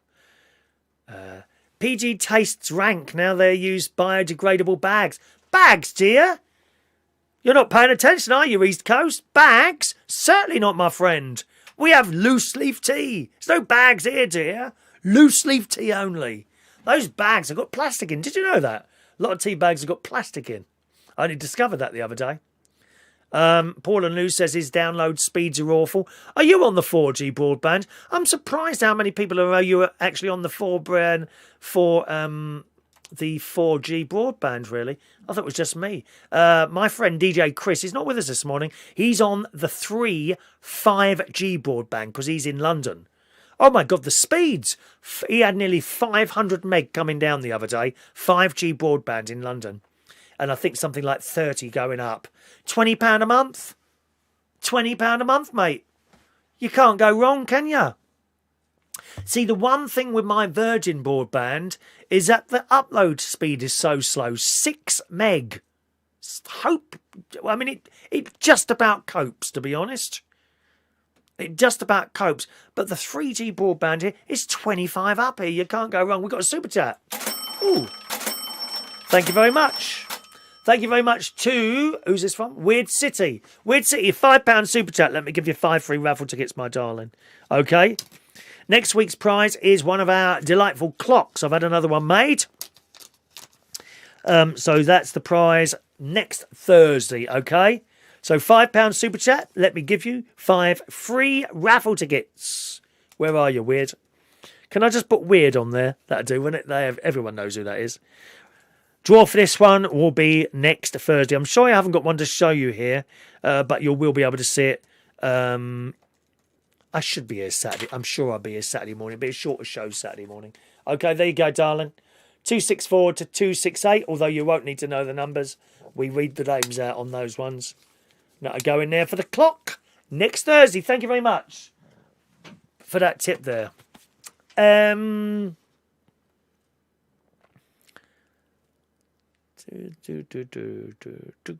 think you're talking to each other. Good morning to Adrian Richardson. Fortnum and Mason's breakfast tea, absolutely delicious, absolutely correct. Absolutely correct. I've been in there for one of their afternoon teas. I think I went twice there, Fortnum and Mason's. That's nice. That's nice. Could have done with a bit of a paint. It was clean, but it was a little bit faded. Do you know what I mean? Let's just scroll down a little bit there. Do you just use your phone at the van then, Chris? No, I have. You've seen what I've got, haven't you? I've got the three home broadband. Comes with a router, and that's got its own SIM card in it, and that gives you the Wi-Fi to do this show. It's very clever, really. But on the other hand, it's just a 4G tower. You know, one of those mobile phone towers is providing the internet for me. And when you think about it, it's just like having Wi-Fi, but on a bigger scale, really. And lots of people connecting to it, isn't it, really? Very clever. No wires. No wires. And when it works blooming well. I haven't really had touch wood, I haven't really had a problem with this now for weeks now. Not weeks. They've sorted it all out there. Yes, here in Lincolnshire, so I've got the 4G broadband here. There's no physical wire coming in here to give me the internet. It's all over the air. Back down at the house, I have Virgin Media. But as I say, the upload speed there is 6 meg. To go up to the next speed, which is about 10 meg, is another 15 quid. Well, I could just go and get another 3 broadband thing there, really, for 20 quid a month, which would be, I'm paying 24 now, you know, it just... Paul and Lou... he's got 4G, 18 meg down, just 1 up. If you've got 18 meg down, to be honest, Paul, is that how you watch Netflix and things like that? Because that should be fine. Because you're not doing the same thing as me, Paul and Lou. You don't need a fast upload. I need a fast upload. If my upload drops, so does the quality of the show, and in fact, it would start buffering to you as well. Although I would know about it because little red lights start flashing. Sometimes people come on and they say, oh, you know, it's buffering here, and you look down and I can tell it's not me. Otherwise, like, everyone would be saying the same thing, wouldn't they? Toilet rolls, see that you are reading the chat. Toilet rolls. Andy V's getting a little bit lost there, are you, Andy? Let's do another... Oh, Peter Wright's just sent a super chat. Didn't you send one earlier, Peter? Don't send all your money to me, Peter. I know you're not a rich person. I know that. Thank you, Peter. 269 and 270 for Mr. Peter Wright. Let's give you another couple of raffle tickets. For nothing. Slightly different design on the other clock. I think it's the lockdown clocks. I won't know until I get back home. There you go, Peter. All right. 269 and 270 for you there. Oh, let's move my leg up there. That's your mobile. Oh, so you're on the mobile phone. Do you have home broadband at all, Paul and Lou? Do you have that? Do you have home internet? Do you have a computer plugged in or something like that? Or is the only way you have the internet on your phone, as a matter of interest? Here's a new idea for a reality show. Oh, yes, this was on the news this morning. Daily Mail's take on it. British scientists will be the first in the world to carry out a controversial study where volunteers are deliberately infected with coronavirus in the race against time to find a vaccine. It was revealed yesterday.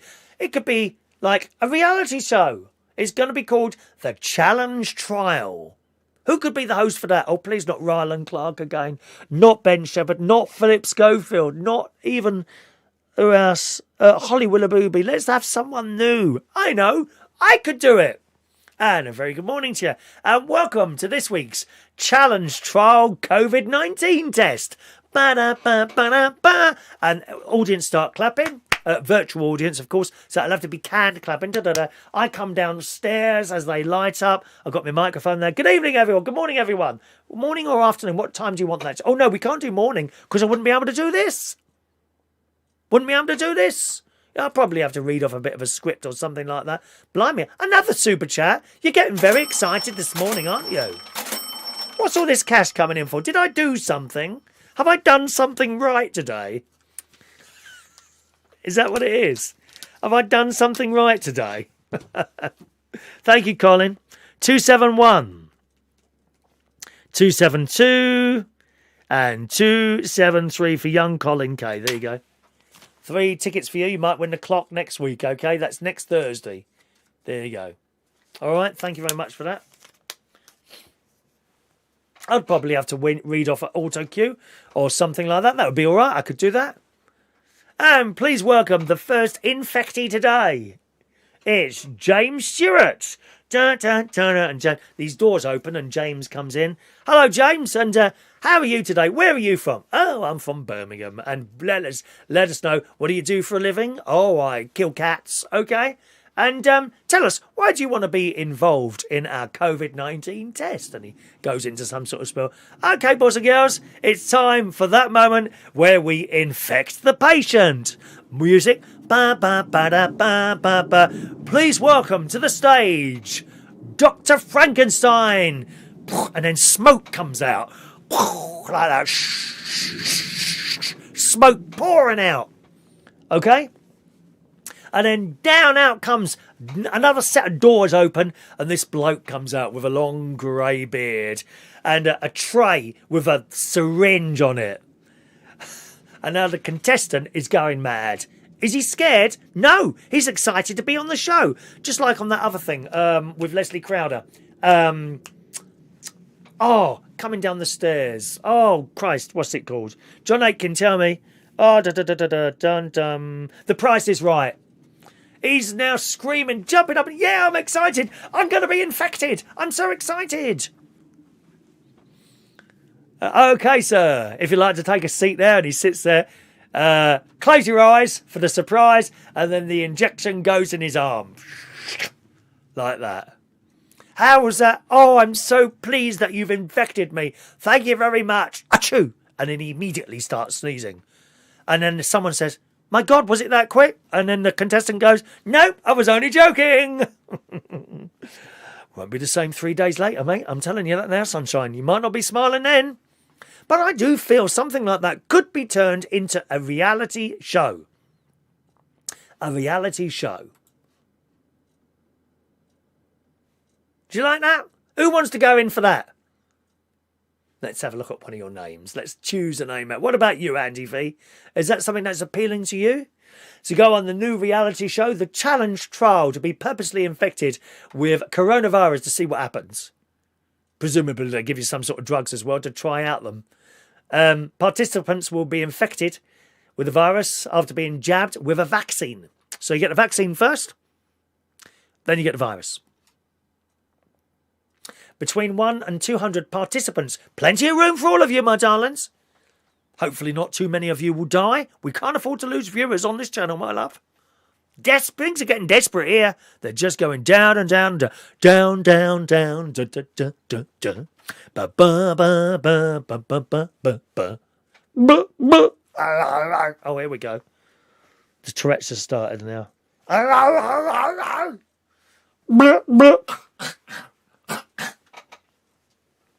It's unclear which vaccine candidate will be tested, but drug giants have insisted that they aren't taking part. Okay, so little ones, I suppose. I don't know. I like the idea of that. Turn it into a reality show. Fantastic news. Fantastic. Who wants to have a go? Come on. Who wants to have a go at that? Prizes you win is a year supply of COVID infection. Go on, Andy, have a go, darling. Go on, it's all done in the... You could be on the telly, my love. I want to host that programme. The price is COVID. I like it. Very good. Very good. Peter's going to send all his cash to me now. I like that as well. Very much. Here we go. Paul. Home broadband. Download speed is 34. Upload speed is 11. You don't need any more, Paul and Lou. Surely you won't get buffering at that, do you? And so you were talking about, I see. So you were talking about your mobile phone. No, you won't need an aerial for that. Don't get an aerial for just your mobile phone, mate. No, you don't need that. It would be for people with... Do you know what home broadband 4G is? Hang on a minute. It says 4G 18 meg 85. And then he says home broadband is download 34 meg, upload 11. I get a bit confused with what you've got there, to be honest, Paul and Lou. If your home broadband is 18 down... Sorry, what is it now? Scrolling down there. 34 down, 11 up. That should do you. That would do you. In fact, that would even do me, that. That would be perfectly all right for me, the home broadband like that. It would be perfectly all right. You won't need an aerial. I mean, if you got an aerial, it would improve the speed, but I don't honestly think you get one there, really. Yeah. Right, one more story and then we'll do today's raffle tickets. And it's a head teacher in the Daily Mail today. A head teacher has told pupils they should get used to being cold as windows at the school are being kept open to protect against coronavirus. Good idea. Hats and coats on while sitting in a class. I don't know if that's going to work. I understand why she's doing it. This school in Walsall has also said to students they will not be able to wear coats in class in the winter, but they can put on a vest, a t-shirt underneath their uniform, which would make a difference. You'd be surprised. There is something called merino wool. Have you heard of that? Merino wool. And they do undergarments. I've heard Nick Abbott on LBC often talking about this, and he wears merino wool items underneath his shirt, and he said once you've put those on, you are never cold. He said they're really good. You don't need the heating on or anything. Merino wool undergarments, long johns, and like a t-shirt type thing underneath as well. I don't know if they're long sleeves. Parents at the school, which is 1,500 pupils, are divided on the school's new policy. One said, for those of us brought up with no central heating and unheated bedrooms, this is nothing. I had an unheated bedroom when I was a little boy, and my sister. We had unheated bedrooms, and my mum and dad. There was no central heating. I don't know how we coped. The weird thing is I don't particularly remember being cold. I remember on school days... Mum would bring in a fan heater and plug it in and put it on a few minutes before I got out of bed. And I'd get out and be straight in front of this fan heater I was. And then when we went downstairs, Mum also had already turned on the gas fire in the living room. It kind of did us, and we'd sit by the gas fire. It's quite pleasant, really. Well, there's no central heating then. It says... my primary school had an outside toilet block. I think, did ours? Oh, I don't think ours did. Many young boys wore shorts in the winter and girls dressed with long socks. We used to get snow too. Real snow, not an inch or two. We survived. And it's absolutely true. In the 1970s, we had real snow. Like this. And we walked through it to school. Don't get anything like that now. Nothing like the winters that we used to get. Other parents were concerned about the possible impact of their children being exposed to cold temperatures. Oh, for Christ's sake, dear. Well, there you are. I don't know if you think that's a good idea or not. I understand where they're coming from. And presumably, it would sort out other respiratory illnesses as well, wouldn't it? Because it all comes from enclosed spaces. You must have been in a room somewhere where all these windows are closed and there's steaming up and it's just horrible, isn't it, eh? Open the windows, well, you're doing yourself some favour. Isn't that the same in the hospitals? The hospitals used to do that, didn't they? A lot of the hospitals, all the patients would be moaning that they were cold because now and again the nurses would come along and open all the windows to let the viruses out. Weird City, yeah, where are we? John's got his thermals for the winter coming. I hate being cold. Is yours merino wool, John? Do you know, I might even try some this year. I've never tried. I don't really wear underwear. Seriously, I'm always naked in bed. I'm not a fan of clothes, to be honest. Do you remember the big metal type spaceship bed warmer? No, I don't. I don't remember that. What was that? Was that electric or water you put in there, I wonder? We had a hot water bottle. Andy V used to get dressed in front of the cooker. Oh, bless. Always had a hot water bottle when I was young and in charge of the coal fire. We didn't have a coal fire. Denise, I think, have you got one, Denise? A coal fire? How lovely. Hey, how lovely. Heidi Young, a fan heater. You guys were posh. We all jumped in the same bed, had ice on the inside of the windows, used to put our coats on the bed for the extra heat. Had a nice coal fire to go down, though. Oh, how lovely. They are happy memories, aren't they? Denise is on blood thinners. So her blood can't hold on to the heat there. How awful. How awful. All right, gang, let's do today's raffle ticket, shall we?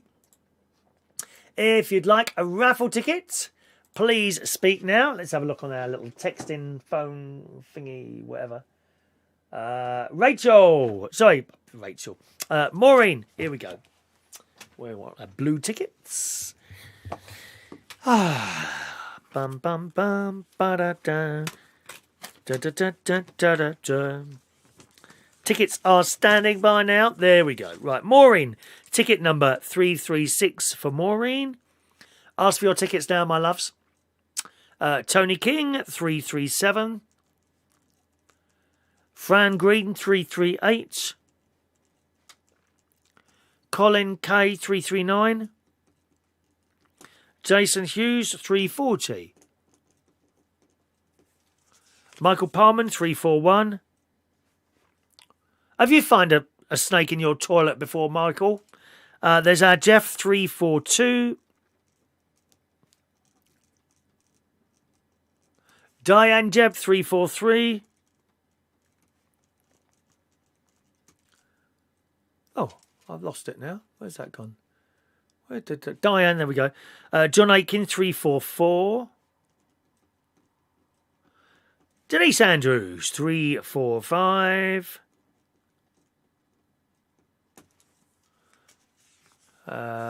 George Bonds 346. When are you on again, John? George, when's your next show, darling? Peter Wright 347. Do you have any hobbies, Peter? Apart from this sort of thing, and I think you do computer games, do you have any other hobbies? Maybe you make stuff. Do you Airfix? Remember Airfix? Putting together little planes with that glue. Of course, we were all high as kites as kids, weren't we? Christopher? Yeah, Mum? Why are you like that? I don't know, Mum, but I just made a little plane. Accidental glue sniffing, is that a thing? I've got a Lego thing here. I still haven't done it. My niece bought me that last Christmas. Not last Christmas, the one before. A box of Lego. It's a London thing with a wheel and all that business. I must do that. Peter Wright. Heidi Young, 348 for lovely Heidi. Paul and Lou, 349. Daniel Holmes, 350. Let's just get some more tickets out. There's more of you there than I thought there was this morning. I don't really keep an eye on the numbers, to be honest. My brother-in-law says, you should watch your numbers. And I can't be bothered with it sometimes. I just like to sit here and do my thing, you know what I mean? Daniel, Weird City, 351. 351. Ross Herndine, 352. They're on holiday at the moment, as you know. Ross Herndine, 352.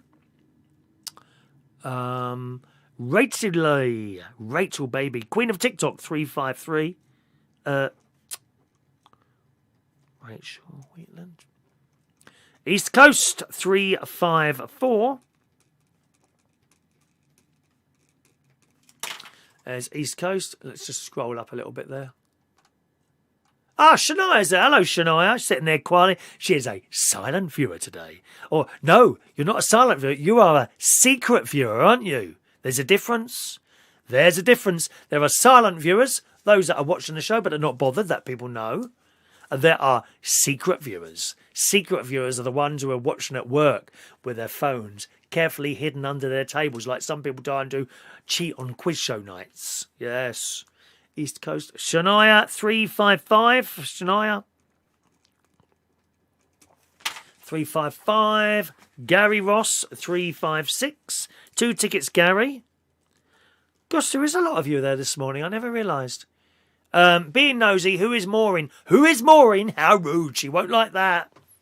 Oh, do you hear that, Maureen? Someone wants to know who you are. They don't know who you are. Maureen is only one of our biggest singers, not as in big size. She is one of our biggest singers at the karaoke. Yes. Yes. Who is Maureen? How rude. Have you got a message for him, Maureen? How rude. His name. I'll read you his name. His name is Andy V. Who is Maureen? How rude is that? Oh, dear. What's this here? I've got a text here.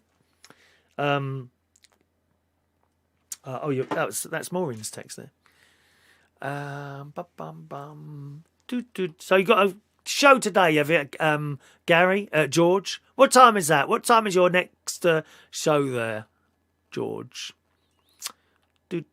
Oh, that's just jumped all the way down there. Just a second. Let me scroll back up there, my loves.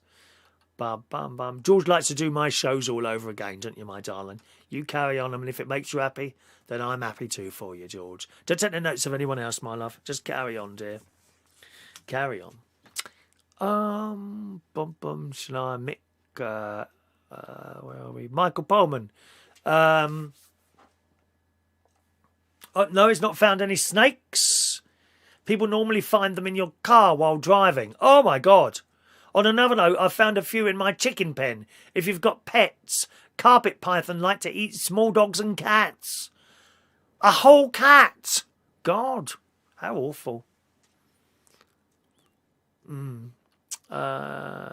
Right, is that everyone there? Okay, I think I've done all the raffle tickets there. If I've missed anyone out, please speak now, or forever hold thy tongue. Have you tried to hold your tongue and speak at the same time? Very good. Oh, you're doing your show after mine. Oh, yes. Very clever. Pick up on my viewers. They'll all come across to you, darling. Let's do today's birthdays then. If I've missed you out, please speak now, okay? I'll just do the birthdays, though. Happy birthday on this Thursday, the 24th of September, 2022, Mr. Gavin Bass. Where's Gavin gone? We ain't seen him for ages, have we? Gavin Bass, 39 years old today. Happy birthday, Gavin. Robert James Taylor. Good morning, Robert. Long time no see. Yes, he came on a couple of the ski holidays that I DJ'd on, and some of the summer ones as well. Thank you.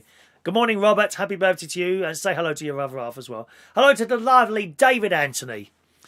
Morning, David. Nice to see your little face on there. He used to come along to the King's Head Theatre Bar where we did the quiz. Happy birthday, David. Edward Oliver. Morning. 33 years old today. Jelena Brankovic, what a lovely name, 35 today. Daniel Rolfe, who's in Camberley, long time no see there, Daniel. Happy birthday to you. Daniel Hillman McDonald, happy birthday to you. David Wright today, 63 years old. Josh Cross, happy birthday. And Aaron Beadle, who was on CMP Radio with me all those years ago. It's his birthday as well today. So on behalf of me and everyone else on this channel, big happy birthday to you.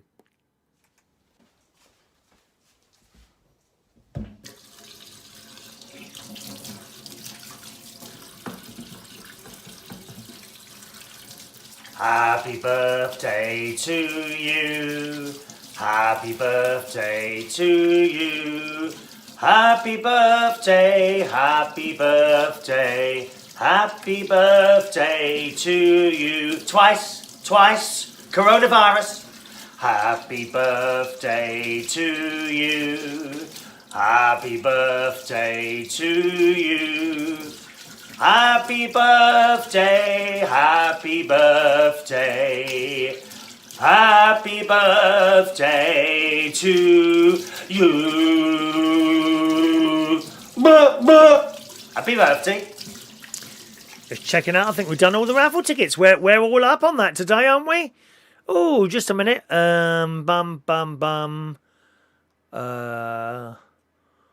Who's left a thumbs down on what? What have you left thumbs down on? What, someone else's channel? I don't know whose channel you're... No, why do you do that? Why don't you just go? Just turn off and find something else. I don't know where you find the time to do all these things. I don't leave a thumbs down for anyone. If I don't like, and there's plenty I don't like on YouTube, don't get me wrong. You know, I flick on, oh, I'm not keen on that. Or it might be something that you're just not into. But I don't bother with all that thumbs down business and whatever. Good. That's everyone's. I haven't missed anyone out today. Well, that's unusual, isn't it, Rachel? I've not missed anyone out. I love it. Rachel doesn't spend all day watching channels. Yeah, me neither. I'd much rather watch Keeping Up Appearances or All Creatures Great and Small. Maureen was recommended one the other day. I just don't have time to watch everything that I want to watch, unfortunately. I can't remember what she said it was now. I wrote it down, didn't I? Where is it now? There's the one Maureen recommended. Hang on a minute. Oh, why can't I open the phone? There it is. This phone is blooming dead. This one won't be having the coronavirus thing, will it, eh? So I've got to download that later, the coronavirus thing.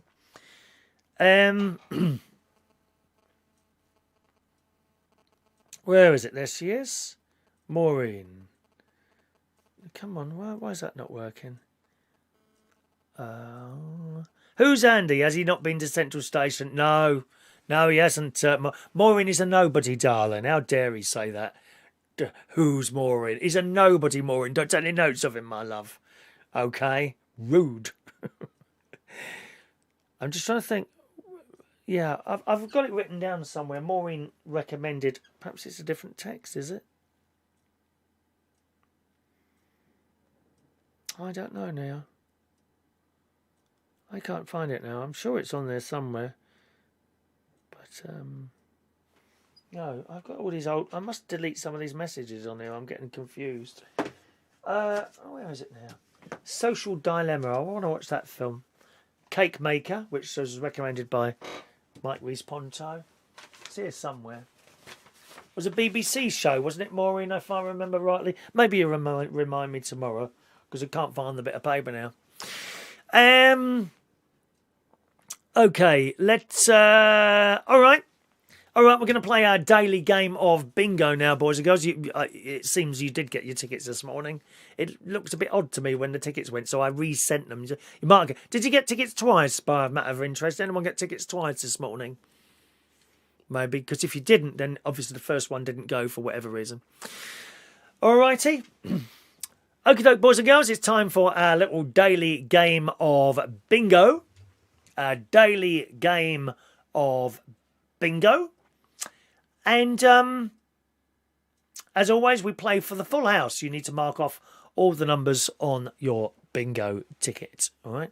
As soon as I've realised someone's won, I will stop the game. And then you have 1.5 minutes to claim your prize, which is another raffle ticket under Gary Ross's one. Okay. So this is for ticket number 357. It gives you another chance to win the fridge magnets on Monday. All right. If we have the 1.5 minutes and you haven't claimed for whatever reason at all, if the claim hasn't got to me by that time, once we've moved on to that next number, then you've missed it. Doesn't matter what the reason is. Technical difficulty makes no difference. And Maureen, Andy now says good morning to you now that he knows who you are, darling. All right. All right. Cheerio, John. Oh, are you getting a thick... I need a thick jumper at the moment. I need a really thick jumper. Here we go. Eyes down, boys and girls. Here comes your first number. Let's bring up the bingo board. Ba, ba, ba, ba, ba, ba. First number there, all right. 3 and 1, 31. Here we go.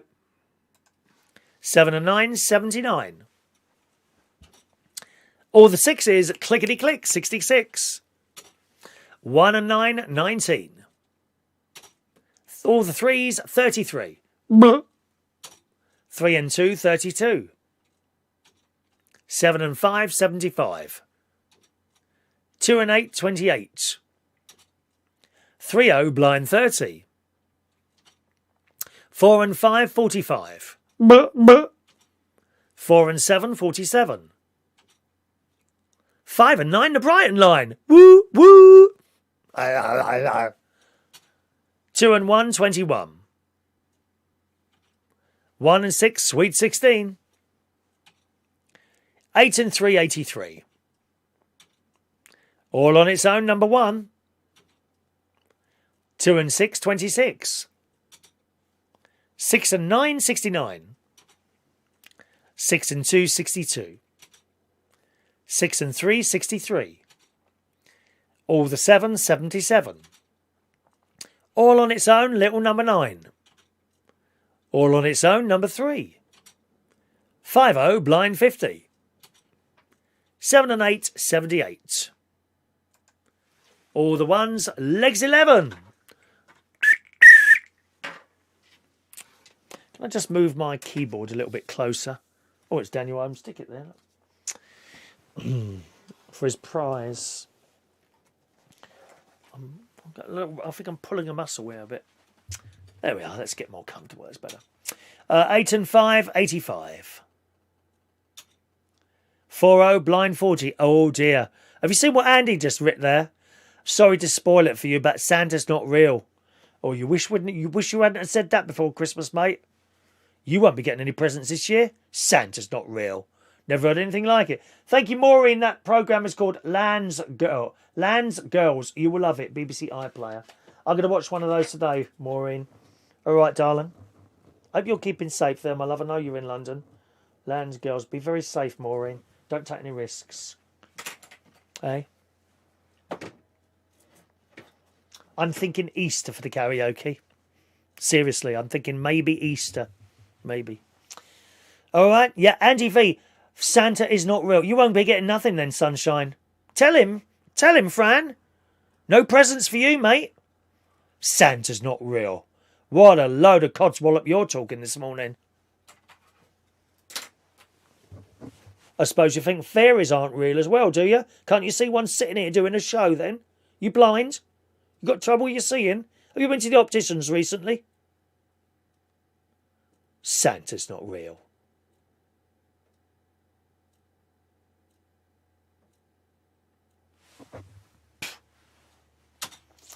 Eight and 9, 89. 4 and 1, 41. All on its own, number 4. 4 and 2, 42. 7-0, blinds. Santa's not real. You talk some crap sometimes, Andy. You really do, darling. I'm angry now. Can you tell? Angry face.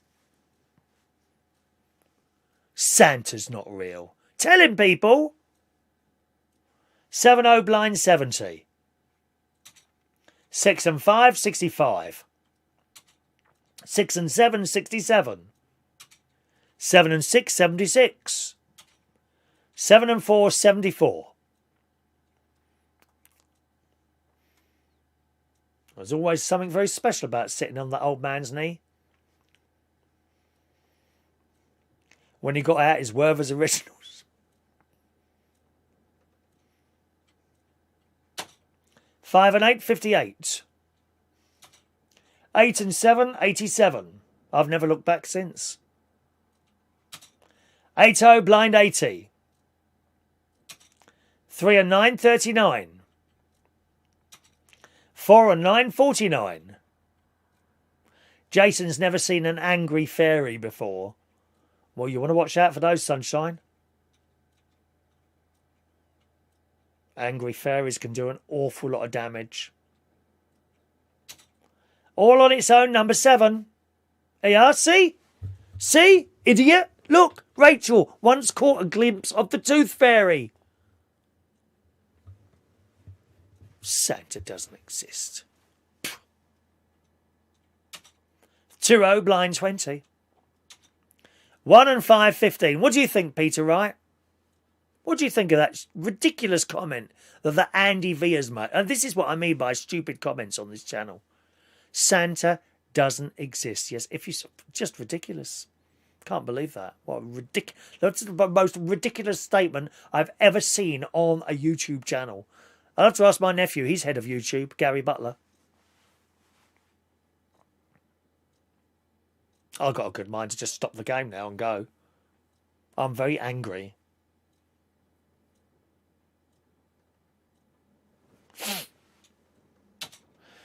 Three. Did we do 15? 1 and 5, 15. 3 and 7, 37. 2 and 9, 29. Oh, did you hear that? I heard a crisp packet being dropped by the river. I'm going to have to go up there and pick that up after the show. 8 and 4, 84. 1 and 3, unlucky for some, 13. 2 and 3, 23. 8 and 6, 86. Yes, I think so too. A tea break for that ridiculous comment. You're absolutely right, Peter Wright. Just a moment. Just a moment. There you go. 5-minute tea break for Andy V. Upsetting children on this channel. Outrageous. Father Christmas isn't real. I think you've got a lot of haters on here now after coming out with a comment like that. Wrong. Just wrong.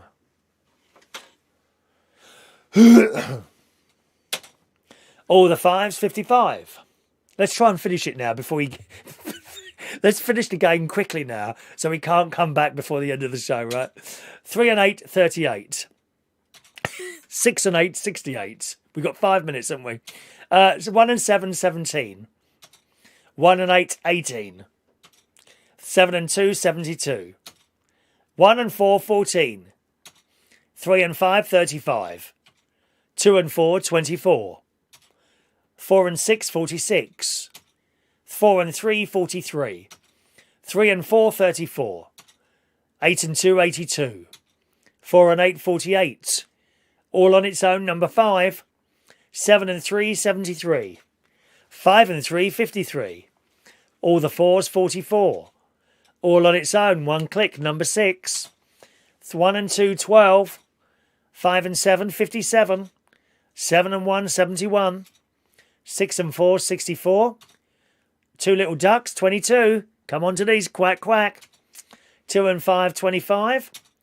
All on its own, one little duck, number 2. Denise, quickly, quack, quack, quack. And 8 and 1, 81.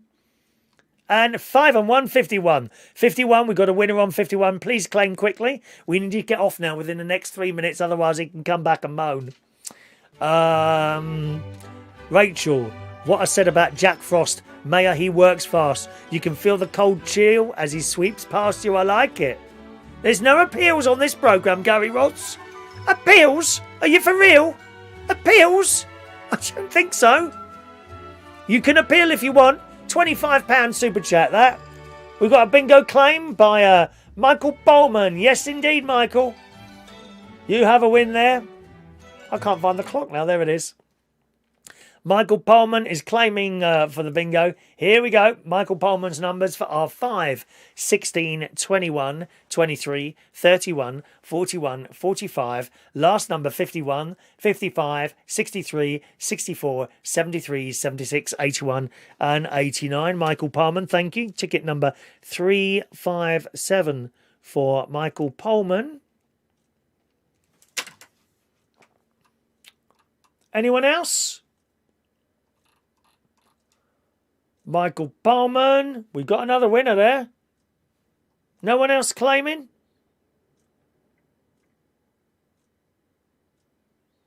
Just wait a moment or two. Actually, I should keep that clock going. Fun when there's more than one winner, really. What shouldn't I? Anyway, Michael's straight in there. Anyone else? No? Okay. No one else is claiming. All right, Michael Pullman, ticket number 357 for you, sir. 357 for Mr. Michael Pullman. Okay. Well, that was a nice little show today, wasn't it? Thank you very much for joining us. I must rush out now, boys and girls, because there's rubbish to be picked up. Must go and pick the rubbish up outside. Very important. I noticed a crisp packet, and today we might be going out a little bit later on, and then we're going. We might not. I'm not quite sure yet. Thanks so much for joining us, gang. I'll be back with you again tomorrow morning at 8:45. Have a lovely day tomorrow. Are we going to finish before he comes back or not? I've never had anything like it in my life. Father Christmas doesn't exist. Angry face to finish the show with today, I think. Very, very angry.